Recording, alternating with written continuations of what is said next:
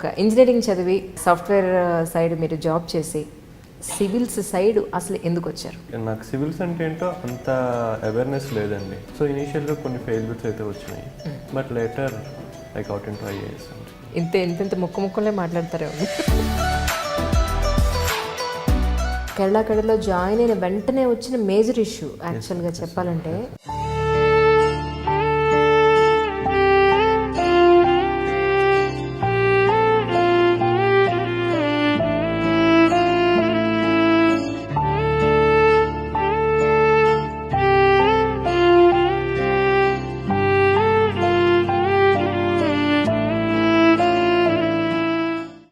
వేరే వాళ్ళైతే చాలా టెన్షన్ పడి ఎలాంటి డెసిషన్ తీసుకుంటే ఏం జరుగుతుందనే ఒక భయంలో ఉంటారు. 2.5 లక్షల ప్రజల్ని కానీ అలాగే వందలలో మూగజీవాలను కూడా కాపాడారు అని చెప్పని నేను విన్నాను. సో ఆ రోజు నైట్ నేను ఫినాన్స్ మినిస్టర్ గారు ఒక మీటింగ్లో ఉన్నాము. Then we got a call. ఫీల్డ్కి వెళ్ళేసరికి ఆశ్చర్యం ఏంటంటే అప్పటికే నీళ్ళు వచ్చేసినాయి. ఇంకా లాస్ట్ మూమెంట్లో అయితే నాకు ఎక్కడి దాకా నీళ్ళు వచ్చేసినాయి. మొబైల్ ఫోన్స్ కూడా ఇలా పట్టుకొని ఉంచునే వాళ్ళం అందరం. ఫైనల్లీ ఎప్పుడైతే అందరిని ఎవాక్యుయేట్ చేసామో we felt very happy. Disaster management అనేది జనరల్గా మీరు బుక్లో చదివి ఉండొచ్చు, కానీ ఒక క్రిటికల్ కండిషన్ని ఫేస్ చేసేటప్పుడు ఉండే ప్రాక్టికల్ ప్రాబ్లమ్స్ ఎలా ఉంటాయంటారు? ఇదంతా జరుగుతున్నప్పుడు we are getting phone calls, boat అక్కడికి పంపించండి, బోట్ ఇక్కడికి పంపించండి, బోట్ అక్కడికి పంపించండి అని చెప్పేసి ఒక వాలంటీర్ గ్రూప్ నన్ను గమనిస్తుంది అనమాట. ఓకే, అంతా అయిపోయిన తర్వాత వాళ్ళు అడిగారు, అండ్ జనాలందరికీ తెలియదు ఇంకొకటి ఏంటంటే I was a India topper in Geography. Okay. So అలా 48 అవర్స్ అయిపోయిన తర్వాత నేను బయటకు వస్తున్నప్పుడు ఆ వాలంటీర్స్ ఒక కామెంట్ ఉన్నారు, sir really we have seen a leader. Actually world health organization వాళ్ళు కూడా తీసుకొచ్చిన మెడిసిన్స్లో ఒక్క మెడిసిన్ కూడా యూజ్ చేయకుండా అలాగే మళ్ళీ రిటర్న్ పంపించారు కదా. భరత్ అని నేను సినిమా చూశానండి. అక్కడ మహేష్ బాబు గారు ఒక మాట అంటారు, మేము ఇంతిదిగా అన్నీ చేయగలిగాము అంటే మా బ్యాక్ బోన్ సపోర్ట్ ఎవరంటే local self government. World health organisation వచ్చి వాళ్ళు కూడా ఆశ్చర్యపోయారు, నిజంగా ఏం రిపోర్ట్ అవ్వలేదు, మీరు దాచిపెడుతున్నారు. There is nothing to hide. So lot of medicines they have taken back.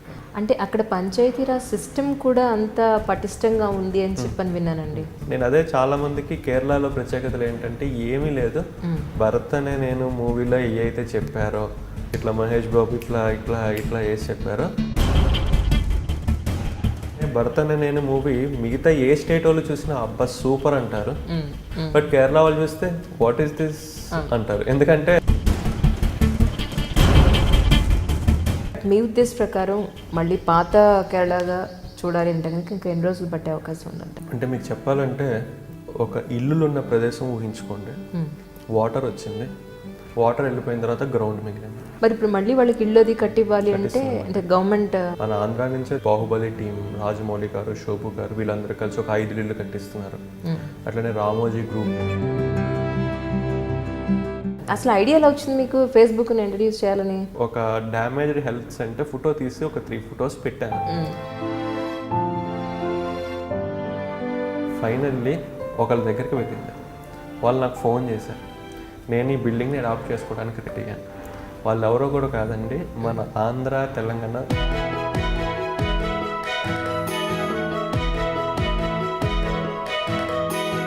Three అటెంప్ట్స్లో రాకపోవడానికి గల కారణం, 4th అటెంప్ట్లో రావడానికి గల కారణం అంటే మీరేం చెప్తారు? 10th ఇంటర్మీడియట్లో ఇంజనీరింగ్లో ఐఎమ్ టాపర్. ఓకే. ఆ ఈగోతోనే ఎగ్జామ్ రాశాను, 3 times ఫెయిల్ అయిపోయాను. ఈ రిట్రాస్పెక్ట్ చేసుకుంటే నాలో తప్పులు నాకు ఒకటి కూడా కనిపించలేదు. సరే ఇంకా నాకు అర్థం కాకపోయినా నాలో తప్పులు నా ఫ్రెండ్స్కి ఏమైనా అర్థమవుతాయేమో అని చెప్పేసి ఒక్కొక్కరి ఇంటికి వెళ్ళి నేను ఎప్పుడైతే ఫ్రెండ్స్కి ఫోన్ చేసి చెప్పానో వాళ్ళ దగ్గర నుంచి నా ఎనిమీస్కి కూడా తెలుసు అనమాట, నా శత్రువులు ఎవరైతే ఉన్నారో వాళ్ళకు కూడా తెలిసింది. సో ఎంత ఆనందం అంటే నెక్స్ట్ డే మార్నింగ్ నేను నిద్రలేచే ముందే వాళ్ళు నా రూమ్కి వచ్చి డోర్ నాక్ చేశారు. నాకు చాలా కోపం వచ్చింది. నేను జస్ట్ నాకు ఎందుకు ఐఏఎస్ రాదు అనగానే ఆ ముగ్గురు నాకు 3 కారణాలు చెప్పారు. సో ఫస్ట్ కారణం ఏం చెప్పారంటే నిజమే అనిపించింది. అప్పుడు నాకు లైఫ్లో తెలిసిన ఒక లెసన్ ఏంటి అంటే, నాలో పాజిటివ్స్ తెలియాలంటే ఫ్రెండ్స్ని అడగాలి, నాలో నెగిటివ్స్ తెలియాలంటే ఎనిమీస్ని అడగాలి. సో 3 mistakes 1.5 year 3 ఓవర్కమ్ చేశాను. And I attempted and I got all India 66 rank. Balalatha madam దగ్గర మీరు జాయిన్ అయిన తర్వాత పొద్దున్న 4 నువ్వు వచ్చి చదివితేనే నేను ఇస్తానని అన్నారట, నిజమేనా? Yes, true. అవునా? మేడం అది కావాలనే చేశారు.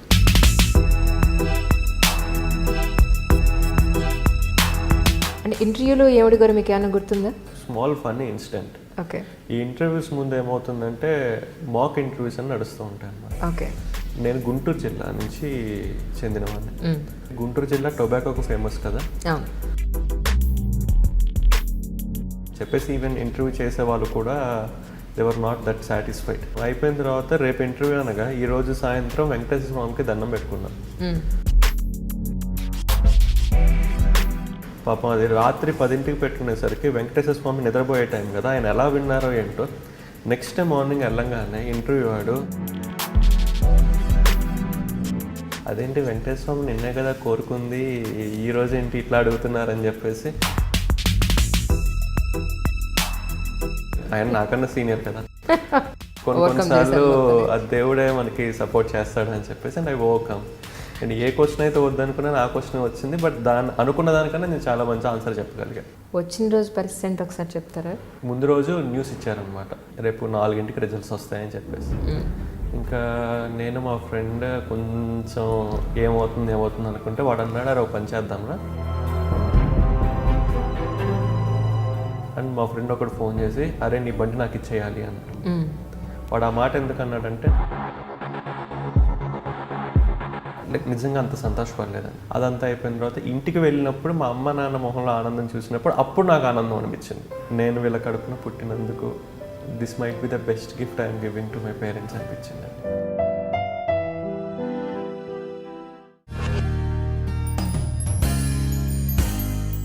హాయ్ అండి, ఈనాడు దిల్సే విత్ మీ అంజలిలో నా స్పెషల్ గెస్ట్ ఎవరు అంటే కృష్ణతేజ ఐఏఎస్. ఆయన గురించి పెద్దగా మీకు పరిచయం చేయక్కర్లేదని అనుకుంటున్నాను. సో ఆయన విశేషాలు ఆయన మాటలను తెలుసుకుందాం. కృష్ణతేజ గారు నమస్కారం అండి. నమస్కారం. ఎలా ఉన్నారు? ఫైన్ అండి. సో మొన్న బోట్స్కి సంబంధించిన సంబరాల్ని సక్సెస్ఫుల్గా నడిపించారా? ఇట్స్ గ్రాండ్ సక్సెస్ అండి. కదా, గ్రాండ్ సక్సెస్. అంటే మీరు కూడా కేరళ వాసి కాదు కాబట్టి ఇప్పుడంటే కేరళ వాసి అనుకోండి. I think you have enjoyed a lot too. అంతేనంటారా? లైక్ అంటే like I'm a part of that boat race అండి. Exactly. So I'm the secretary of that boat race.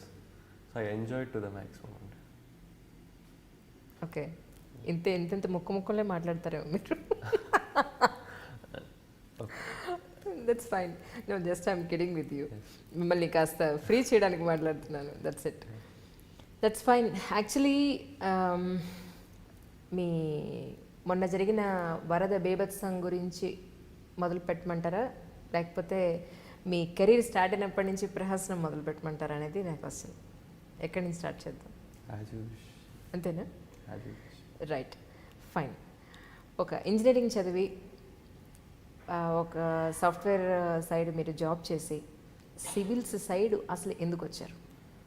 Actually నాకు సివిల్స్ అంటే ఏంటో అంత అవేర్నెస్ లేదండి. ఓకే. ఎస్పెషల్లీ మా ఫ్రెండ్కి మంచి అవేర్నెస్ ఉండేది. వాడు బాగా ఇంట్రెస్టెడ్ అనమాట ఇట్లా నేను సివిల్స్ చదవాలి అవ్వాలి అని. సో వాడు నన్ను కూడా ఇన్స్పైర్ చేసి లేదు ఇట్లా సివిల్స్ చదువుదాం అని చెప్పేసి ఈ సివిల్ సర్వీస్లోకి తీసుకువెళ్ళాడు. తీసుకెళ్ళినప్పుడు ఇనిషియల్గా కొన్ని ఫెయిల్యూర్స్ అనేవి వచ్చినాయి, ఎందుకంటే was not completely knowing what is civil service అంటే ఏంటి, ఎలా చదవాలి, ఏం చదవాలి, ఈ నాలెడ్జ్ అంతా లేదు. సో ఇనిషియల్గా కొన్ని ఫెయిల్యూర్స్ అయితే వచ్చినాయి, but later I got in to IAS అండి. 4 attemptsలో మీకు రాలేదు, 5th attemptలో వచ్చింది. I didn't get in 3 attempts, 4th attemptలో వచ్చింది. సో అంటే ఎక్కడ మీకు వేరియేషన్ ఎక్కడ అనిపించింది? 3 attemptsలో రాకపోవడానికి గల కారణం, 4th attemptలో రావడానికి గల కారణం అంటే మీరేం చెప్తారు? సో యాక్చువల్లీ నేను 10th ఇంటర్మీడియట్లో ఇంజనీరింగ్లో ఐఎమ్ ఏ టాపర్.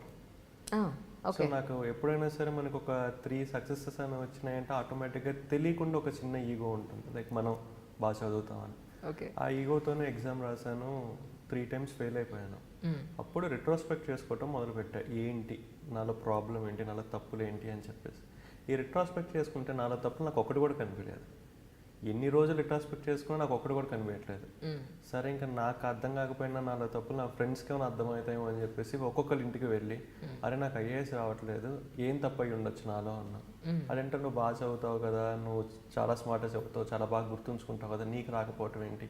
ప్రతి ఒక్కరు ఇదే రిపీట్ చేస్తున్నారు కానీ ఎవడు నాలో ఇదిరా తప్పు, నీకు ఇంతకని రావట్లేదు అని ఎవడు చెప్పినోడు లేడు.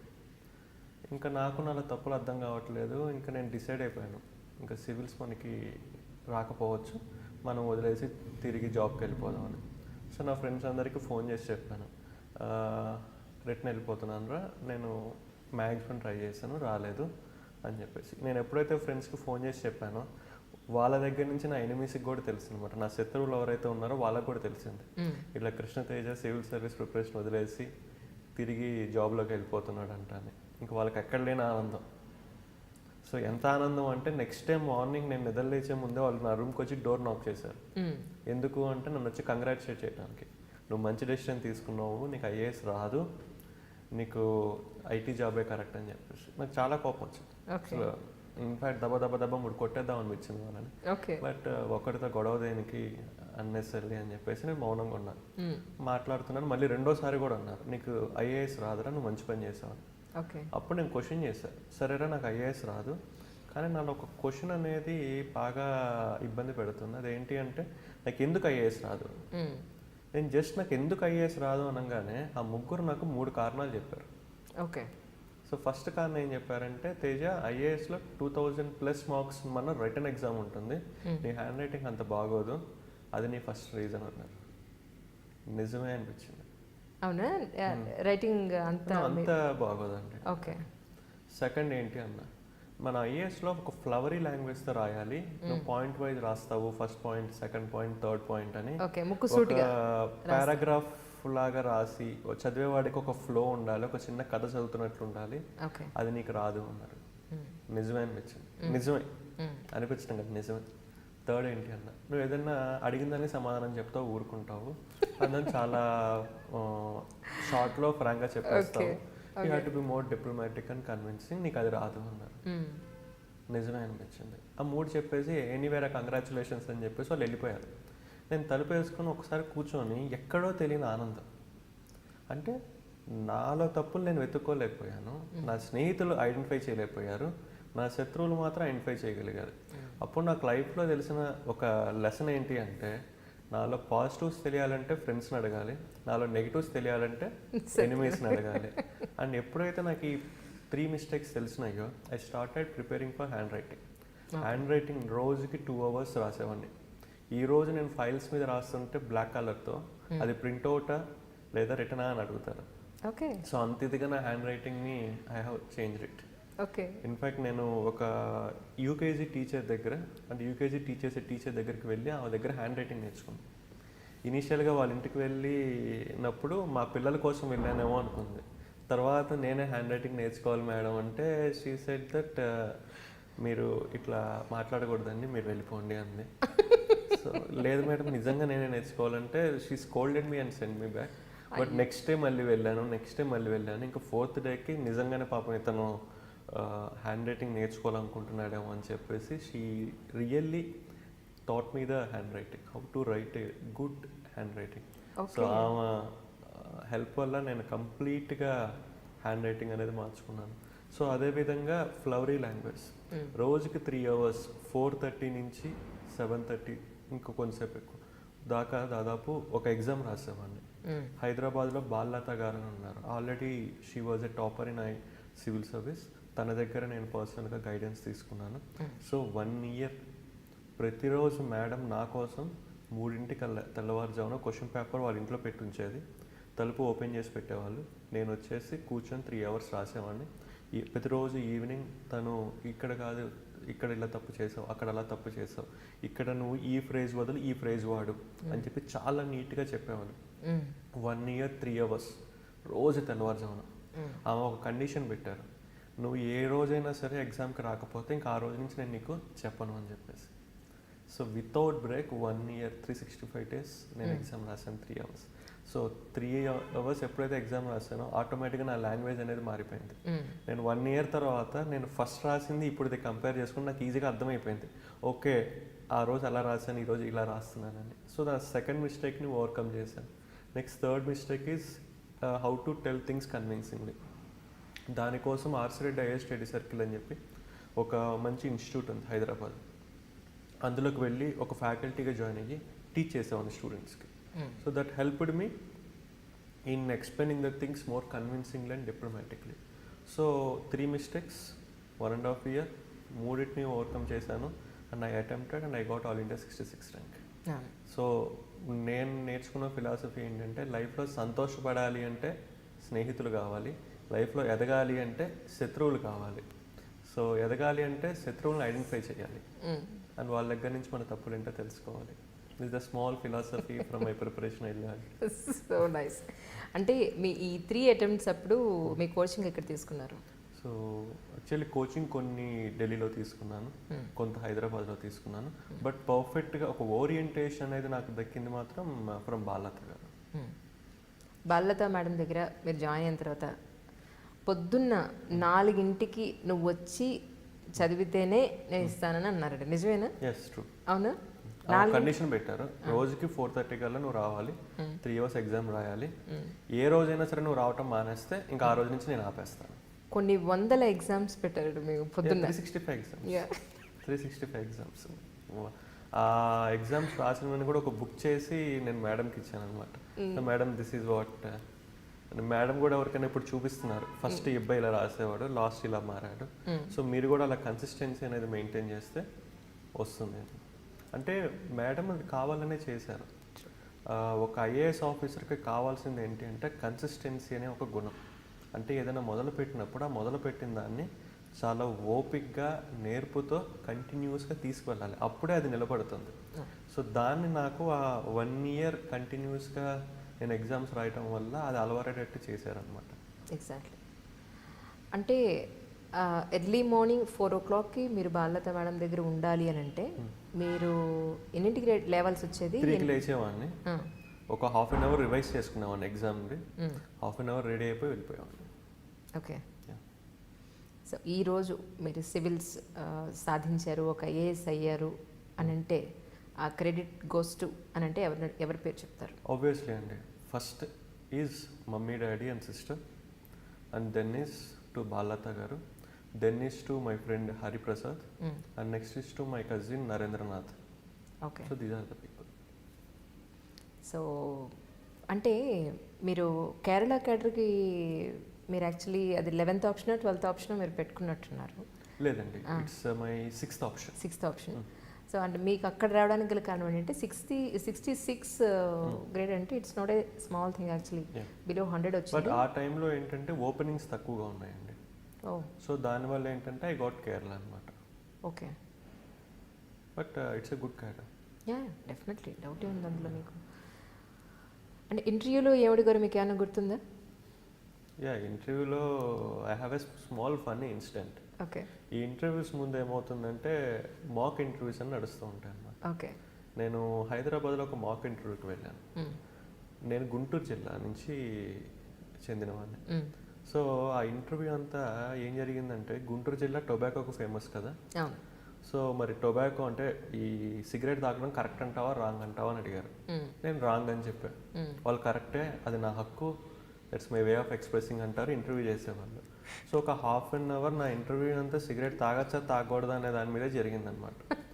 నాకు అర్థమైపోయింది ఇంటర్వ్యూ బాగా జరగలేదు అని చెప్పేసి. ఈవెన్ ఇంటర్వ్యూ చేసే వాళ్ళు కూడా they were not that satisfied, ఎందుకంటే 30 minutes కేవలం సిగరెట్ మీదే ఇంటర్వ్యూ జరిగింది. నేను అయిపోయిన తర్వాత రేపు ఇంటర్వ్యూ అనగా ఈరోజు సాయంత్రం వెంకటేశ్వర స్వామికి దండం పెట్టుకున్నాను.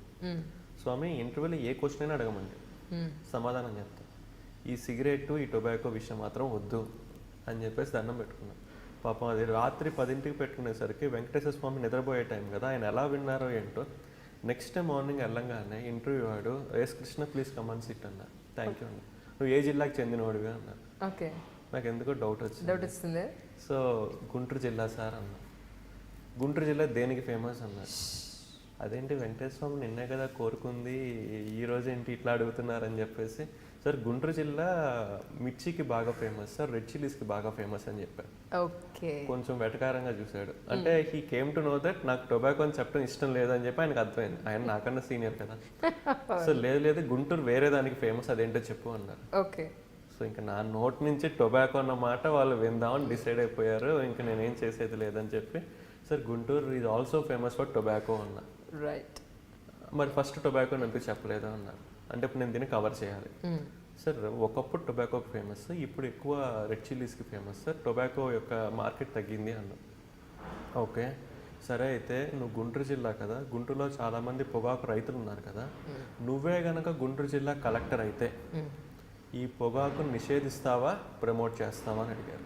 అబ్బా ఏదైతే వద్దనుకున్నారో సేమ్ అదే క్వశ్చన్ తీసుకొచ్చి నా ముందు పెట్టారనుకొని ఒక నిమిషం ఆలోచించి, సార్ నేనే కనుక గుంటూరు జిల్లా కలెక్టర్ని అయితే టొబాకోని వెంబటనే నిషేధించు, ఒక 5 ఏళ్ళు రోడ్ మ్యాప్ పెట్టుకొని ప్రతి సంవత్సరం కొంచెం నిషేధిస్తూ, ఆ నిషేధిస్తున్న కొంచెంలో రైతులకు వేరే జీవనోపాధి కల్పిస్తూ గ్రాడ్యువల్గా 5 ఇయర్స్లో దాన్ని జీరో చేస్తాను సార్. అండ్ అదే టైంలో పొగాకు తాగే వాళ్ళకు కూడా రీహాబిలిటేషన్ ప్రొవైడ్ చేస్తూ ఉంటాను. ఈ రెండింటిని ప్యారలల్గా తీసుకువెళ్తే కనుక మనం దాన్ని సస్టైనబుల్గా చేయొచ్చు. సడన్గా రేపు వచ్చేసి నేను గుంటూరు జిల్లా కలెక్టర్ అయ్యాను, టొబాకోని ఆపేస్తాను అంటే అది చాలా కౌంటర్ ప్రొడక్టివ్ అవుతుంది, చాలా లైవ్లీహుడ్ నష్టపోతాము. సో అందుకని ఫేజ్ వైజ్గా మారుస్తాను అన్న. సో ఎందుకు నేను ఈ సమాధానం చెప్పానో తెలియదు, బట్ ఈ సమాధానంలో వాళ్ళకేం కనిపించిందంటే ఒక మెచ్యూరిటీ. అంటే వీడు ఎడహాక డెసిషన్ తీసుకోడు, ఊరికే చేతిలో పవర్ ఉంది కదా అని చెప్పి ఇష్టం వచ్చినట్టు చేసాడు, ఆలోచిస్తాడు అన్న ఫీలింగ్ అనేది నేను 5గురిలో చూశాను అనమాట. సో దట్ ఈస్ వాట్ అప్పుడు అనిపించింది కొన్నిసార్లు ఆ దేవుడే మనకి సపోర్ట్ చేస్తాడు అని చెప్పేసి. And I overcome. నేను ఏ క్వశ్చన్ అయితే వద్దనుకున్నాను ఆ క్వశ్చన్ వచ్చింది, బట్ అనుకున్న దానికన్నా నేను చాలా మంచి ఆన్సర్ చెప్పగలిగాను. ఓకే ఓకే, అదొకటి. అది కాకుండా ఇంకేం అడిగారు మిమ్మల్ని? అంటే చాలా మంది ఎదురు చూస్తున్నారండి ఫైనల్ ఇంటర్వ్యూలో ఏం అడుగుతున్నారు, వీళ్ళు ఎలా చదివారు. There is one more incident. Sometimes like my close friend is Hari. Okay, especially in preparation ఇంకా ఎలా ఉండేదంటే మేము పొద్దున్నే లేవగానే కలిసి జాగింగ్కి వెళ్ళేవాళ్ళం, కలిసి బ్రేక్ఫాస్ట్, తర్వాత మళ్ళీ రెడీ అయిపోయిన తర్వాత కలిసి చదువుకునే వాళ్ళం. తన జాబ్ చేసుకునేవాడు, నేను ప్రిపరేషన్ చేసుకునేవాడిని, మళ్ళీ ఈవినింగ్ వెళ్ళాం. సో ఎప్పుడు కలిసినా సరే we use to discuss. I will tell a small example అండి. ఒకరోజు బైక్ మీద నీలోఫర్ కేఫ్కి టీకి వెళ్తున్నాం. ఓకే, మై ఫ్రెండ్ వెనకాల కూర్చొని భుజం మీద ఇలా చేపెట్టి, అరే నాకెందుకో నీకు లీక్ వాన్యూ మీద క్వశ్చన్ అడుగుతారేమో అనిపిస్తుందిరా, నువ్వు చదువుకో అన్నారు. ఆయన ఎవరు అన్నారు.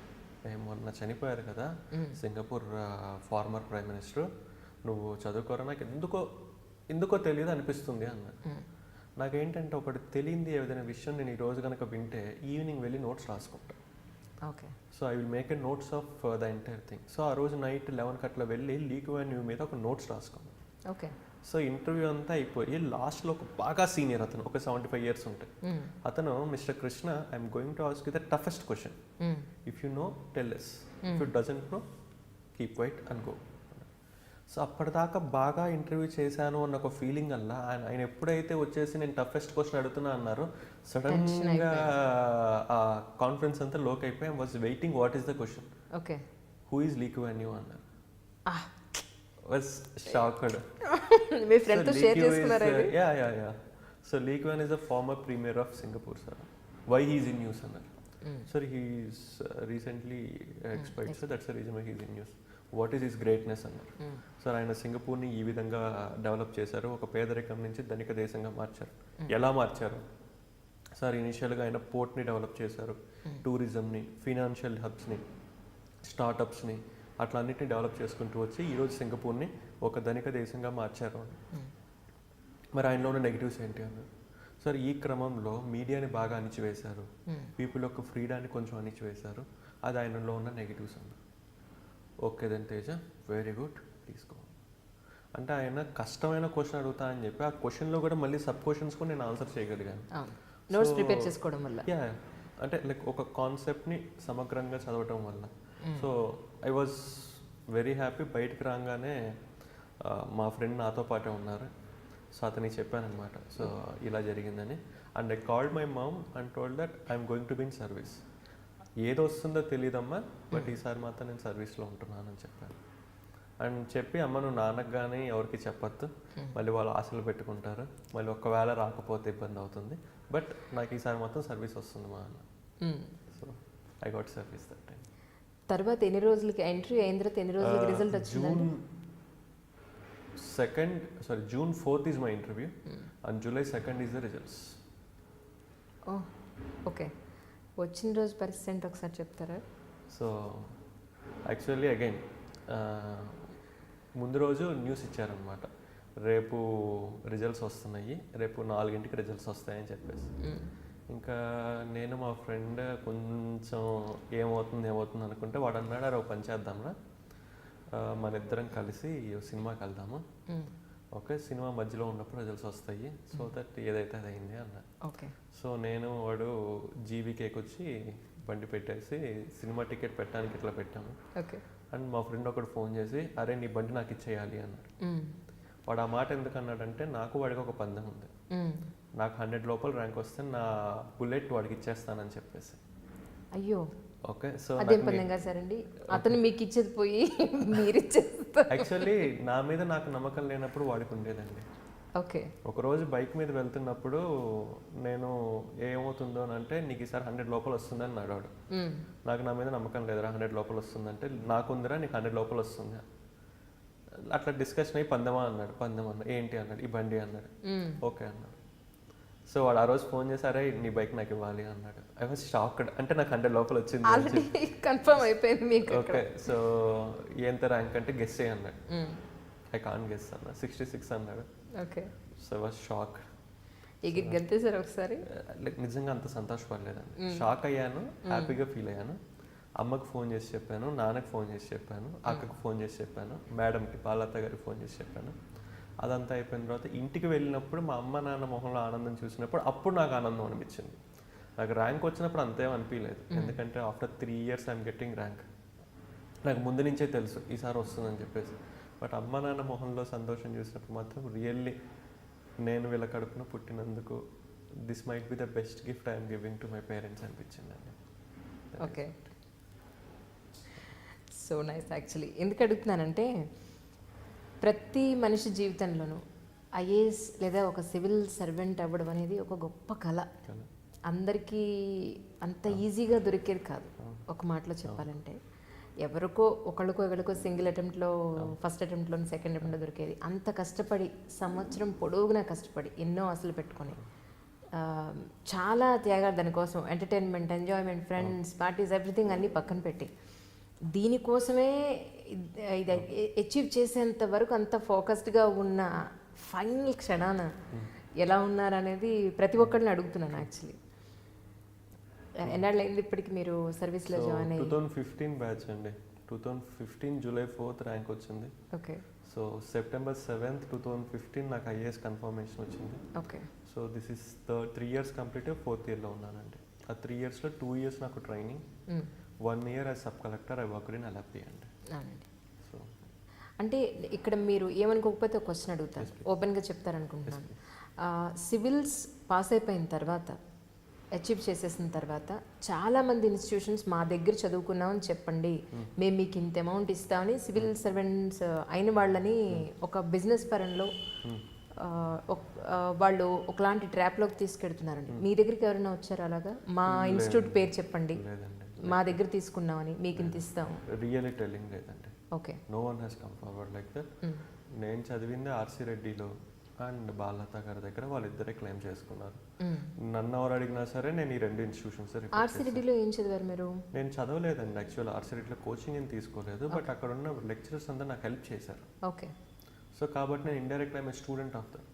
ఎగ్జాక్ట్లీ. మేబీ నేను క్లాస్లో కూర్చోకపోయినా అక్కడ హిస్టరీ చెప్పేవాళ్ళు కానివ్వండి, పబ్లిక్ అడ్మినిస్ట్రేషన్ చెప్పేవాళ్ళు కానివ్వండి, వీళ్ళందరూ నాకు సహాయం చేశారు. సో యూజువల్లీ ఆసిరెడ్డి గారు క్లెయిమ్ చేసుకున్నారు అండ్ బాలత గారు క్లెయిమ్ చేసుకున్నారు, అంతే. No one has asked. Okay, okay. అంటే మీ ఇంట్లో వాళ్ళు అనలేదా ఇదేంట్రా ఏపీ కానీ లేకపోతే తెలంగాణ కానీ ఇక్కడ దగ్గరలో ఏదైనా వస్తుందేమో, ఎక్కడో కేరళలో వేసేసారు అని ఏమనలేదా? In fact my father is very happy అండి. అవునా? Like I have a small incident. 2011లో మా అల్లుడిది అన్నప్రాసన. ఓకే, మేనల్లుడిది. గురువాయూరు వెళ్ళాము. ఓకే. అక్కడ ఎవరో చెప్పారు మా అమ్మకి, అక్కడ ఒక ప్రదక్షిణ చేసి ఏమైనా కోరుకుంటే కనుక జరుగుతాయని. నేను దేవుణ్ణి నమ్ముతా కానీ దేవుణ్ణి గుడ్డిగా నమ్మను. అక్కడ కోరుకుంటే జరుగుతాయి, కోరుకుంటే మాత్రమే జరుగుతాయి అన్న ఒక అభిప్రాయం అయితే నాకు ఉండదండి. But I respect God for the piece he give and the confidence he give, that's all. But ఆ రోజు మా అమ్మ మా అక్క ఆ మాట వినంగానే, అక్కడ ఒక బ్రాహ్మణుడు ఈ మాట చెప్పంగానే, నువ్వు ప్రదక్షిణ చేయి, నువ్వు కోరుకో, నువ్వు ప్రదక్షిణ చేయి, నువ్వు కోరుకొని నన్ను బాగా బలవంత పెట్టారు. సరే ఇంక వీళ్ళిద్దరు చెప్తున్నారు కదా అని చెప్పేసి ఒక ప్రదక్షిణ చేసి కోరుకున్నాను, స్వామి నాకు ఐఏఎస్ వచ్చేటట్లు చూడు స్వామి, give me confidence and strength to give IAS అని. ఇంకా దాని తర్వాత నేను ఎక్కడ కోరుకోలేదు. కరెక్ట్గా 4 years తర్వాత నేను సివిల్స్లో సెలెక్ట్ అయ్యాను, ఐఏఎస్ వచ్చింది అండ్ కేరళ క్యాడర్ వచ్చింది. నా first posting is Guruvayur, that is Thrissur. So and మా నాన్నగారు ప్రతి ఇయర్ శబరిమలకి వెళ్ళేవాళ్ళు. So the next most visited state in my family is Kerala. Exactly. So everyone was very happy with it. మీరు ఏ లాంగ్వేజ్లో రాశారు ఎగ్జామ్? ఇంగ్లీష్ అండి. English complete English. అంటే ఇప్పుడు తెలుగు ఆప్షన్ కూడా వచ్చింది కదా, సో అందుకని comfortable more in English than in Telugu. అంటే తెలుగు రాస్తానండి, బట్ ఇక్కడ ఏమవుతుందంటే అండి, మనం ఒక మినిట్కి 30 నుంచి 35 words రాయాలి. మనం చిన్నప్పటి నుంచి ఇంగ్లీష్ మీడియం చదువుకున్నట్టు వల్ల ఏమవుతుందంటే ఇంగ్లీష్ కొంచెం ఫాస్ట్గా రాస్తాము దాని తెలుగు. సో అందుకని చెప్పి నేను ఇంగ్లీష్లోనే రాస్తానండి complete. And my option is geography. Okay. అంటే సివిల్ సర్వీసెస్లోకి లేదా సివిల్ సర్వెంట్ అవ్వాలి అనే ఆస్పిరెంట్స్కి మీరు ఏం చెప్తారు? ఎగ్జామ్కి ఎలా ప్రిపేర్ అవ్వాలి అనేది స్టేజ్ వైజ్ ఎలా చెప్తారు? Like only one thing I will tell అండి, don't see failure as a failure. Okay. See failure as an opportunity to learn more about you. Because success never teach you any lesson. Only failure teaches you lesson. With that lesson, you can retrospect and you can come out. That is only thing. చాలా మంది ఏం చేస్తారంటే ఫెయిల్యూర్ని failure లాగా చూస్తారు. Failure అయిపోతే ఏంటి, నా జీవితం ఏంటి అనుకుంటారు. But be happy when you get failed, because it is the only opportunity to come to know your negatives. That's the only thing I tell to my juniors. మీరు సివిల్ సర్వెంట్ అయిన తర్వాత మీ ఎక్కడెక్కడైతే ఇన్స్టిట్యూట్స్కి వెళ్ళారో వాళ్ళందరినీ వెళ్ళి కనిపించారా? షూర్ అండి, కనిపించాను.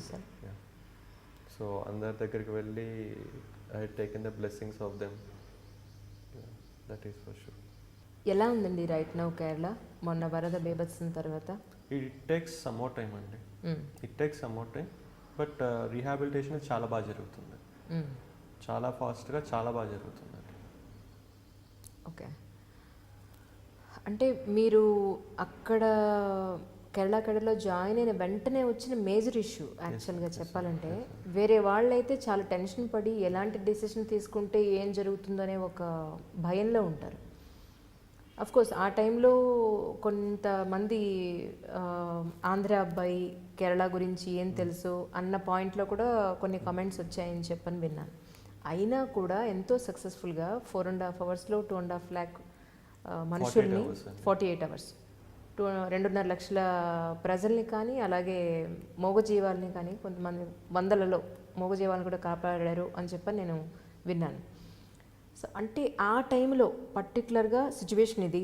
నేను రీసెంట్గా ఇక్కడికి వచ్చాను, కొన్ని ఆల్రెడీ మీ మీద కొన్ని బాణాలు ఎక్కుపెట్టున్న మాటలు అవి చూసి మీ మెంటల్ కండిషన్ ఎలా ఉండింది ఆ రోజు? మీరు ఎలాంటి డిసిషన్ తీసుకున్నారు? Typical IAS officer. Okay. Typical IAS officer ఎలా ఉంటాడంటే ఎవడు మాట వినడు, వాడు అనుకున్నది చేస్తాడు, కింద వాళ్ళ చేత బలవంతంగా అయినా సరే బుల్డోజ్ చేసి చేయిస్తాడు. I behave like a typical IAS officer అండి. And I have the support of the finance minister sir also.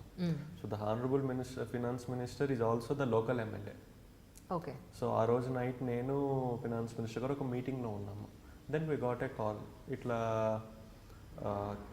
Surrounding ఏరియాస్లో వాటర్ లెవెల్ రైజ్ అయింది అని చెప్పేసి. Then we decided that we have to evacuate. అప్పుడు అందరినీ పిలిచి ఒక మీటింగ్ పిలిచాం, ఇట్లా ఎవాక్యువేట్ చేద్దామంటే కొంతమంది సార్ అది కామనే సార్, అక్కడే ఎవ్రీ ఇయర్ వస్తూనే ఉంటుంది అని చెప్పి, కొంతమంది సార్ అది ఎలా కుదురుతుంది, రోడ్డు రైల్వే లేదు కదా అని చెప్పేసి. And they started criticizing me also. అంటే లైక్ అందరూ కాదండి, ఒకళ్ళిద్దరు, సమ్ పీపుల్. బట్ నాకు మినిస్టర్ గారికి అందరికీ ఒక క్లారిటీ ఉంది, మనం ఎవాక్యువేట్ చేయించాలి అని చెప్పేసి. సో నైట్ దాదాపు 2:33 దాకా ఒక ప్లానింగ్ చేసుకున్నాము, ఎక్కడెక్కడ బోట్లు పెట్టాలి, ఎక్కడెక్కడి నుంచి బోట్స్ తీసుకురావాలి, ఫస్ట్ ఎక్కడికి పంపించాలి, సెకండ్ ఎక్కడికి పంపించాలని. అండ్ జస్ట్ 3కో 2:30కో నేను 3కి అనుకుంటానండి ఇంటికి వెళ్ళేసి నా వైఫ్కి చెప్పాను, నేను కొంచెం లేట్గా వస్తాను, 2-3 డేస్ తర్వాత వస్తాను, నువ్వు మాత్రం బాబుని జాగ్రత్తగా చూసుకో, ఏమైనా అవసరం అయితే కనుక వీళ్ళకి ఫోన్ చెయ్యి అని చెప్పేసి. సో నేను ఫీల్డ్కి వెళ్ళాను 5ంటికి. ఫీల్డ్కి వెళ్ళేసరికి ఆశ్చర్యం ఏంటంటే అప్పటికే నీళ్ళు వచ్చేసినాయి. సో అక్కడికే నా మోకాళ్ళ దాకా నీళ్ళు వచ్చేసినాయి. So then we started sending the boats. ఇనీషియల్గా పీపుల్కి తెలియదు కదా అక్కడ అంత వరద రాబోతుందని చెప్పేసి కొంతమంది రిలక్టెంట్గా ఉన్నారు. బట్ లేటర్ వాళ్ళు కూడా మనం నీట్గా సేఫ్గా తీసుకొచ్చాము. దాదాపు 48 అవర్స్లో మనం ఆ తాలూకు మొత్తాన్ని ఖాళీ చేయించాము. ఇంకో నెక్స్ట్ 24 అవర్స్ ఏం చేయించామంటే పాయింటెడ్ సెర్చ్ అని చెప్పి ఉంటుంది. అంటే మాకు కంట్రోల్ రూమ్లో ఎవరెవరైతే ఫోన్ చేశారో వాళ్ళకి తిరిగి ఫోన్ చేసాం, మీ వాళ్ళు సేఫ్ అయినా కాదా అని చెప్పి.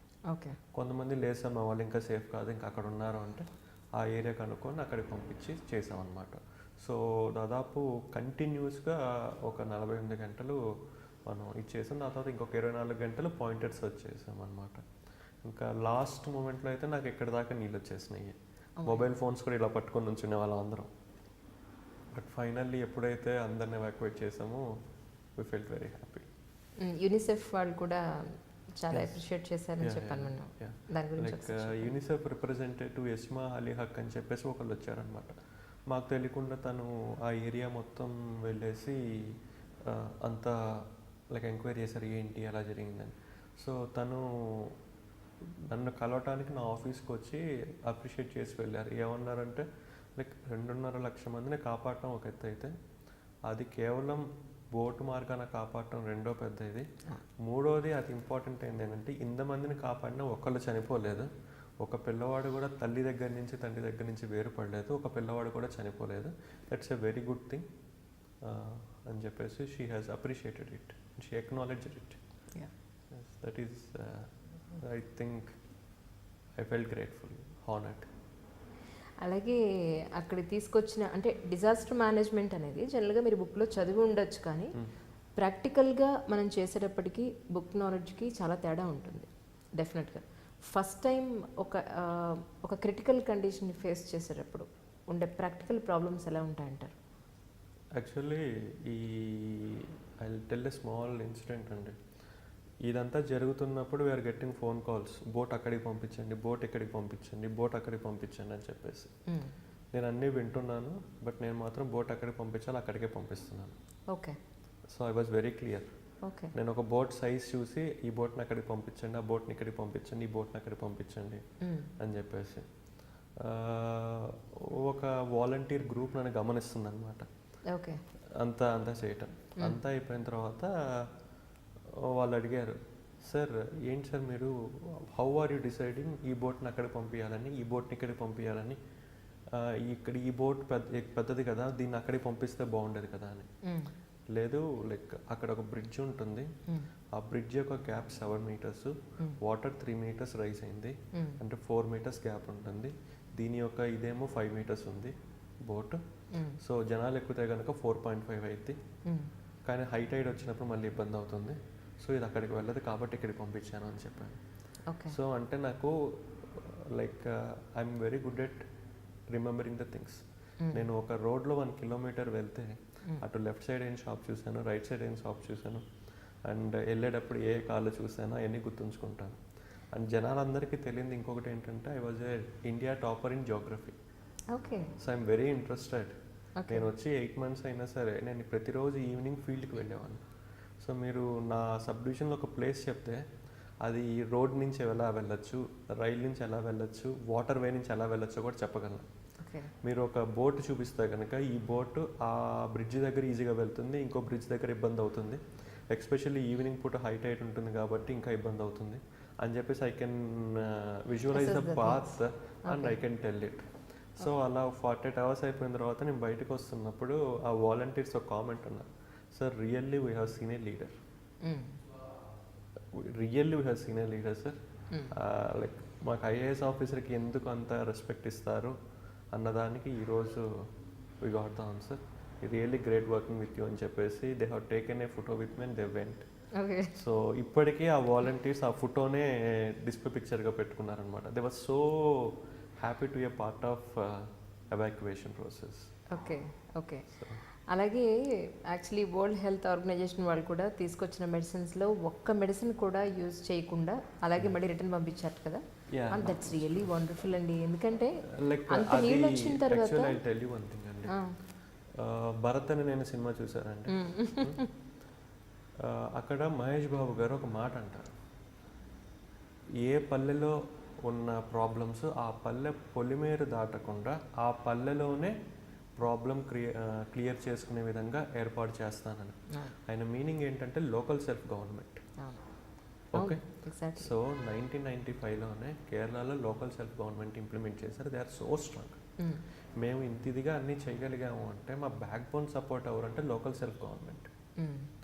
సో మాకు ఎప్పుడైతే 20 days పునరావాస కేంద్రాల్లో 3.5 లక్షల మంది ఉన్నారో వాళ్ళందరినీ హెల్ప్ చేయడానికి టీచర్స్ అందరూ ముందుకు వచ్చారు, లోకల్ సెల్ఫ్ గవర్నమెంట్ అందరూ ముందుకు వచ్చారు. సో మేము ఆ టైంలో ఏం చేసామంటే ఓనం అన్న ఫెస్టివల్ వచ్చింది, మేము అందరికీ మంచి భోజనాలు పెట్టేసాం. ఆ భోజనాలు పెట్టినప్పుడు అందరికీ చెప్పాం, ఇలా మనందరం కలిసి ఉంటున్నాం కదా, ఛాన్సెస్ ఉన్నాయి. సో డాక్సిసైక్లిన్ అన్న ట్యాబ్లెట్ కంపల్సరీ వేసుకోవాలి, ఇంత mg, అప్పుడు ఫీవర్స్ కానీ ఏమి రావంటే అందరూ వేసుకున్నారండి. సో అందరూ చెప్పిన మాట విన్నారు, అందరూ వేసుకున్నారు. That's the reason why there is no single outbreak of disease. అది అలపిలోనే కాదండి, మిగతా డిస్ట్రిక్ట్స్లో కూడా అది సక్సెస్ఫుల్గా చేశారు. బట్ అలపిలో ఎందుకు బాగా నేమ్ వచ్చింది అంటే అతి చిన్న జిల్లాలో అతి ఎక్కువ మంది ఎఫెక్ట్ అయింది అలపిలో. Like with in Alleppey there are 700 camps విత్ 3.2 lakh people. కట్నాడు దీనికి బాగా దగ్గరేమో. Yeah, Kuttanad is part of Alleppey. So అందుకని చెప్పేసి ఇట్ బికేమ్ వెరీ పాపులర్ అండి.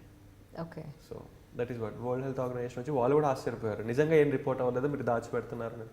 There is nothing to hide, there is no outbreak అని చెప్పాను. So lot of medicines they have taken back.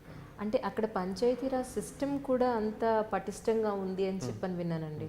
Isn't it? అంటే మన పంచాయతీరాజ్ సిస్టమ్కి అక్కడ పంచాయతీరాజ్ సిస్టమ్కి ఏంటంటారు? అక్కడ panchayat president is nothing but chief minister of that Panchayat. Okay okay, అక్కడ municipal chairman is the chief minister of that municipality. Okay, he have complete powers. For example నేనున్న municipality Alleppey municipality. Alleppey municipality chairman అనేవారు నిజంగా ఒక సీఎం హోదాన ఉంటారు. అక్కడ standing committee education chairman ఉంటారు, is like education minister of that municipality. Standing committee health ఉంటారు, is the health minister. Standing committee welfare minister. అట్లా ఒక మినీ గవర్నమెంట్ అనేది రన్ అవుతూ ఉంటుంది కేరళలో. Okay, no one things. నేను అదే చాలా మందికి కేరళలో ప్రత్యేకతలు ఏంటంటే ఏమీ లేదు, భరత్ అనే నేను మూవీలో ఏవైతే చెప్పారో ఇట్లా మహేష్ బాబు ఇట్లా ఇట్లా ఇట్లా వేసి చెప్పారో అవన్నీ 1995లోనే ఇంప్లిమెంట్ చేశారు. అందుకనే భరత్ అనే నేను మూవీ మిగతా ఏ స్టేట్ వాళ్ళు చూసినా అబ్బా సూపర్ అంటారు. ఎక్స్పెషల్లీ ఆంధ్ర వాళ్ళు చూస్తే సూపర్ అంటారు, నార్త్ ఇండియా వాళ్ళు చూస్తే అబ్బా ఫెంటాస్టిక్ అంటారు, బట్ కేరళ వాళ్ళు చూస్తే వాట్ ఈస్ దిస్ అంటారు. ఎందుకంటే seen everything and they have seen the benefits of those reforms also. Like there was a times of ఇండియాలోనే ఒక ఇంగ్లీష్ న్యూస్ పేపర్లో ఒక పెద్ద ఫోటో వచ్చింది. ఏంటి అంటే ఇంత వర్షంలో ఇంత ఇదిగా కేరళ మునిగిపోయినప్పుడు కూడా పెట్రోల్ బంక్లో పెట్రోల్ కొట్టించుకోవడానికి హెల్మెట్ పట్టుకొని క్యూలో నుంచొని ఉన్నారనమాట. So do you expect this in any other state? That is అక్కడ పీపుల్ ఎలా సపోర్ట్ చేస్తారో పొలిటీషియన్స్ కూడా అలానే సపోర్ట్ చేస్తారు. ఇక్కడ people, politician, bureaucrats work together for the society. Exactly. That is. కానీ అలాంటి సిస్టమ్ మన మిగతా జిల్లాల్లో, మన తెలుగు రాష్ట్రాల్లో చూడగలమంటారా మీ ఉద్దేశ ప్రకారం? ఐ థింక్ మన దాంట్లో కూడా రిఫార్మ్స్ గ్రాడ్యువల్గా వస్తున్నాయండి. ప్రజలు ఇక్కడికన్నా కూడా అక్కడ ఎడ్యుకేటెడ్ పర్సంటేజ్ ఎక్కువ. ఐ టెల్ యూ అండి, it is not education, it is literacy. Yeah, there is lot of difference. Exactly. It is 100% literate state. Literate state అంటే ప్రతి ఒక్కరికి ఏదో ఒకటి మలయాళమైనా చదవటం వచ్చు, వాళ్ళ సొంతకం వాళ్ళు పెట్టగలరు. అండ్ ఇంకొకటి ఏంటంటే ప్రతి ఒక్కళ్ళు పొద్దున్నే న్యూస్ పేపర్ చదివస్తారు. ఓకే. సో మా డ్రైవర్ అయినా సరే వచ్చే ముందు న్యూస్ పేపర్ చదవాల్సిందే, లేదంటే వాడు న్యూస్ పేపర్ పట్టుకొని వస్తాడు, ముందు పెట్టుకుంటాడు, ఎక్కడైతే బండి ఆపుతామో అక్కడ మరీ న్యూస్ పేపర్ చదువుకుంటాడు. They have to read news paper because they want to know what is happening. వాళ్ళకి ఏంటంటే వాళ్ళ డబ్బు అంటే గవర్నమెంట్ డబ్బు వాళ్ళ కోసం వాడుతున్నారా లేదా అన్న దానికి ప్రతిరోజు ప్రతిసారి వాళ్ళు విజిలెంట్గానే ఉంటారు. అసలు ఈ విషయం మన తెలుగు రాష్ట్రాల్లో ప్రజలకు ఎంతమంది తెలుసు? తెలిస్తే అసలు ఎలక్షన్స్ వాటి రిజల్ట్స్ ఒక రకంగా మారిపోతాయి. ఓట్ అనేది ఎంత పవిత్రంగా భావిస్తారంటే వాళ్ళు, రీసెంట్గా చెంగనూరు అని ఒక బై ఎలక్షన్ జరిగింది. I was shocked seeing how people think for vote. ఒక ఓటు వేయటానికి ఫస్ట్ వాళ్ళ ఇంట్లో వాళ్ళందరూ కూర్చొని ఆలోచిస్తారు, మనం ఇతనికి వేద్దాం, అతనికి వేద్దాం, అతనికి వేద్దాం. ఆ వార్డులో వాళ్ళందరూ ఆలోచిస్తారు, ఈ వార్డుకి అతను ఏం చేశాడు, అంతకు ముందున్న అతను ఏం చేశాడు, కొత్త అతను ఏం చేస్తా అంటున్నాడు. మళ్ళీ again third round of discussion ఉంటుంది, దాని తర్వాత వెళ్ళి ఓటేస్తారు. ఇక్కడ తెలుగు రాష్ట్రాలు ఎలా ఉందో చెప్పమంటారా? అంటే మీరు కేరళలో ఉన్నారు కదా ప్రస్తుతానికి. ఏం డిస్కషన్స్ ఏమి ఉండవండి, ఎవరికి వాళ్ళు ఇండివిజువల్గా ఎంత డబ్బు తీసుకున్నారో ఎవరికి చెప్పరు. ఓకే, వాడు సారా ఇచ్చాడా, బిర్యానీ ప్యాకెట్ ఇచ్చాడా, ఎన్ని వందలు ఇచ్చాడు, ఎన్ని వేలు ఇచ్చాడు లెక్క చూసుకోవడం, వాడు ఎవరికి వేయాలనుకోండి వాడికి వేయడం అల్టిమేట్గా. కానీ సార్ అంటే నాకు అనిపించింది ఏంటంటే, ఇందాక మీరు ఎడ్యుకేషన్ కాదు లిటరసీ అన్నారు. ఎగ్జాక్ట్లీ అలాంటి లిటరసీ అసలు మన దగ్గర చూస్తే కనుక 60% అన్ఎడ్యుకేటెడ్స్ ఉన్నారు మన దగ్గర, లిటరసీ లేని వాళ్ళు ఉన్నారు. ఒక మాటలో చెప్పాలంటే 60%. అలాంటి తెలుగు రాష్ట్రాల్లో మనం ఇలాంటి వాతావరణం మనం చూడగలమంటారా మీ ఉద్దేశంలో? ఇట్ ఈస్ పాసిబుల్ అండి. ఎన్నాళ్ళు పడుతుందంటారు? I'm really clueless of how much time it will take, but I'm optimistic. Telugu రాష్ట్రాలు I think after Kerala, Karnataka, Telangana and Andhra are the most eligible states to implement it, and that started implementing it. నేను ఆ గ్రాడ్యువల్గా change గమనిస్తున్నాను. Like I tell a small example. నేను ఆఫీస్లో కూర్చుంటే ఒక panchayati member వచ్చి, sir I'm panchayati member of this panchayati అని చెప్తారు. ఓకే. ఒక మున్సిపల్ కౌన్సిలర్ వచ్చి, sir I'm municipal councillor of this అంటే I can able to see how they are taking a small panchayati member post also so prestigious. That is how it is going on. So when I went to Kerala, like I was shocked by seeing all these things. నేను ఆంధ్ర నుంచి వెళ్ళాను. So like it has taken almost 6 months for me to adapt to that culture and to that development. ఇప్పుడు నేను ఇండైరెక్ట్గా చెప్పాలంటే, నాకన్నా developed అయిన స్టేట్కి నేను వెళ్ళి పనిచేస్తున్నాను. ఎగ్జాక్ట్లీ. నాకన్నా తెలుగు వాళ్ళ మధ్య నేను పనిచేస్తున్నాను. True. So this is what. అంటే లాంగ్వేజ్ నేర్చుకున్నారా ప్రస్తుతానికి? అవునా? మలయాళం నేర్చుకున్నారు, చెప్పండి, మేము కూడా నేర్చుకుంటాం. ఎలా నేర్చుకున్నారు? For your information, for any IAS officer you won't get any increment without clearing language exam. Okay. ఒక సీక్రెట్ చెప్పారు మాకు. సో మీరు ఎలా నేర్చుకున్నారు మలయాళం అనేది? నేను పీపుల్తో మాట్లాడుతాను, జనాలతో మాట్లాడుతున్నాను. ఎందుకంటే అలప్పి అనేది it's not a big city అంటే, it's a very small town which is famous for tourism. అంతేకాని as a town it is a normal town అండి. సో అక్కడ జనాలకు అంత ఇంగ్లీష్ రాదు. సో నేను ఫస్ట్ 2-3 months నేను మలయాళం బాగా నేర్చుకోవడానికి ట్రై చేసేవాడిని. నేర్చుకున్నాను. ఈరోజు I can speak Malayalam completely. ఇప్పుడు ఐఏఎస్ అయిన తర్వాత పెళ్లి చేసుకున్నారా? ఐఏఎస్ అయిన తర్వాత ట్రైనింగ్ 1 year అయిపోయిన తర్వాత పెళ్లి చేసుకున్నాను. విజయవాడ అమ్మాయిని చేసుకున్నారు. Actually they are from a professional family అండి. He is a chartered accountant, my father in law. So my wife is also a chartered accountant. నేను అనుకున్నాను my wife has to be a doctor or chartered accountant అని. So I have taken. ఎందుకంటే I want to marry from a professional family అండి, who can understand me very well. So that is what. మీ బాబుకు 1 year అనుకుంటా. 1 year అండి. బాబు పేరేం పెట్టారు? రిషిత్ నందన్. రాగదీప అనుకుంటా రాగదీప కదా. అదే తను ఒక ఎంట్రీలో మిస్సెస్ కూడా మాట్లాడారు. యాక్చువల్లీ నేను చాలా భయపడిపోయాను, ఏం చేశాను అని చెప్పని. యాక్చువల్లీ తను భయపడదండి. ఏమైందంటే మా ఇంట్లో పనోళ్ళు ఉంటారు, వాళ్ళు ఎప్పటికప్పుడు హవర్ టు అవర్ అప్డేట్స్ ఇచ్చేవాళ్ళు తనకి. సార్కి మోకాళ్ళ దాకా నీళ్ళు వచ్చినాయంట, సార్కి భుజం దాకా నీళ్ళు వచ్చినాయంట, సార్ ఇంతాక జారి పడ్డారంట, సార్ కొంచెం ఇబ్బంది అయిందంట, స్లిప్ అయ్యారంట, ఇంతక బోట్ వచ్చి సార్ని తగలబోయిందంట. సో ఇలా హవర్ టు అవర్ అప్డేట్స్ ఇచ్చేసరికి she started fearing. Okay. So and that too నేను ఒక 48 గంటలు తనకి కనిపించలే. అండ్ న్యూస్ పెడితేనేమో అంత బీభత్సంగా ఉందని చూపిస్తుంది. So then she started. ఇంకా 48 hours అయిపోయిన తర్వాత ఒకసారి ఇంటికి వెళ్ళాను. వెళ్ళగానే ఇంక వెంబటినే హక్ చేసుకొని స్టార్టెడ్ క్రయింగ్. అండ్ నిద్రపోయేవాడు మా అబ్బాయి కూడా లేచి వచ్చి నా కాలు పట్టుకుని వాడు ఎరవటం మొదలు పెట్టాడు. వాడికి ఏం అర్థమైందో తెలియదు, అంటే వాడు 48 hours చూడకుండా వాడు ఎక్కువ.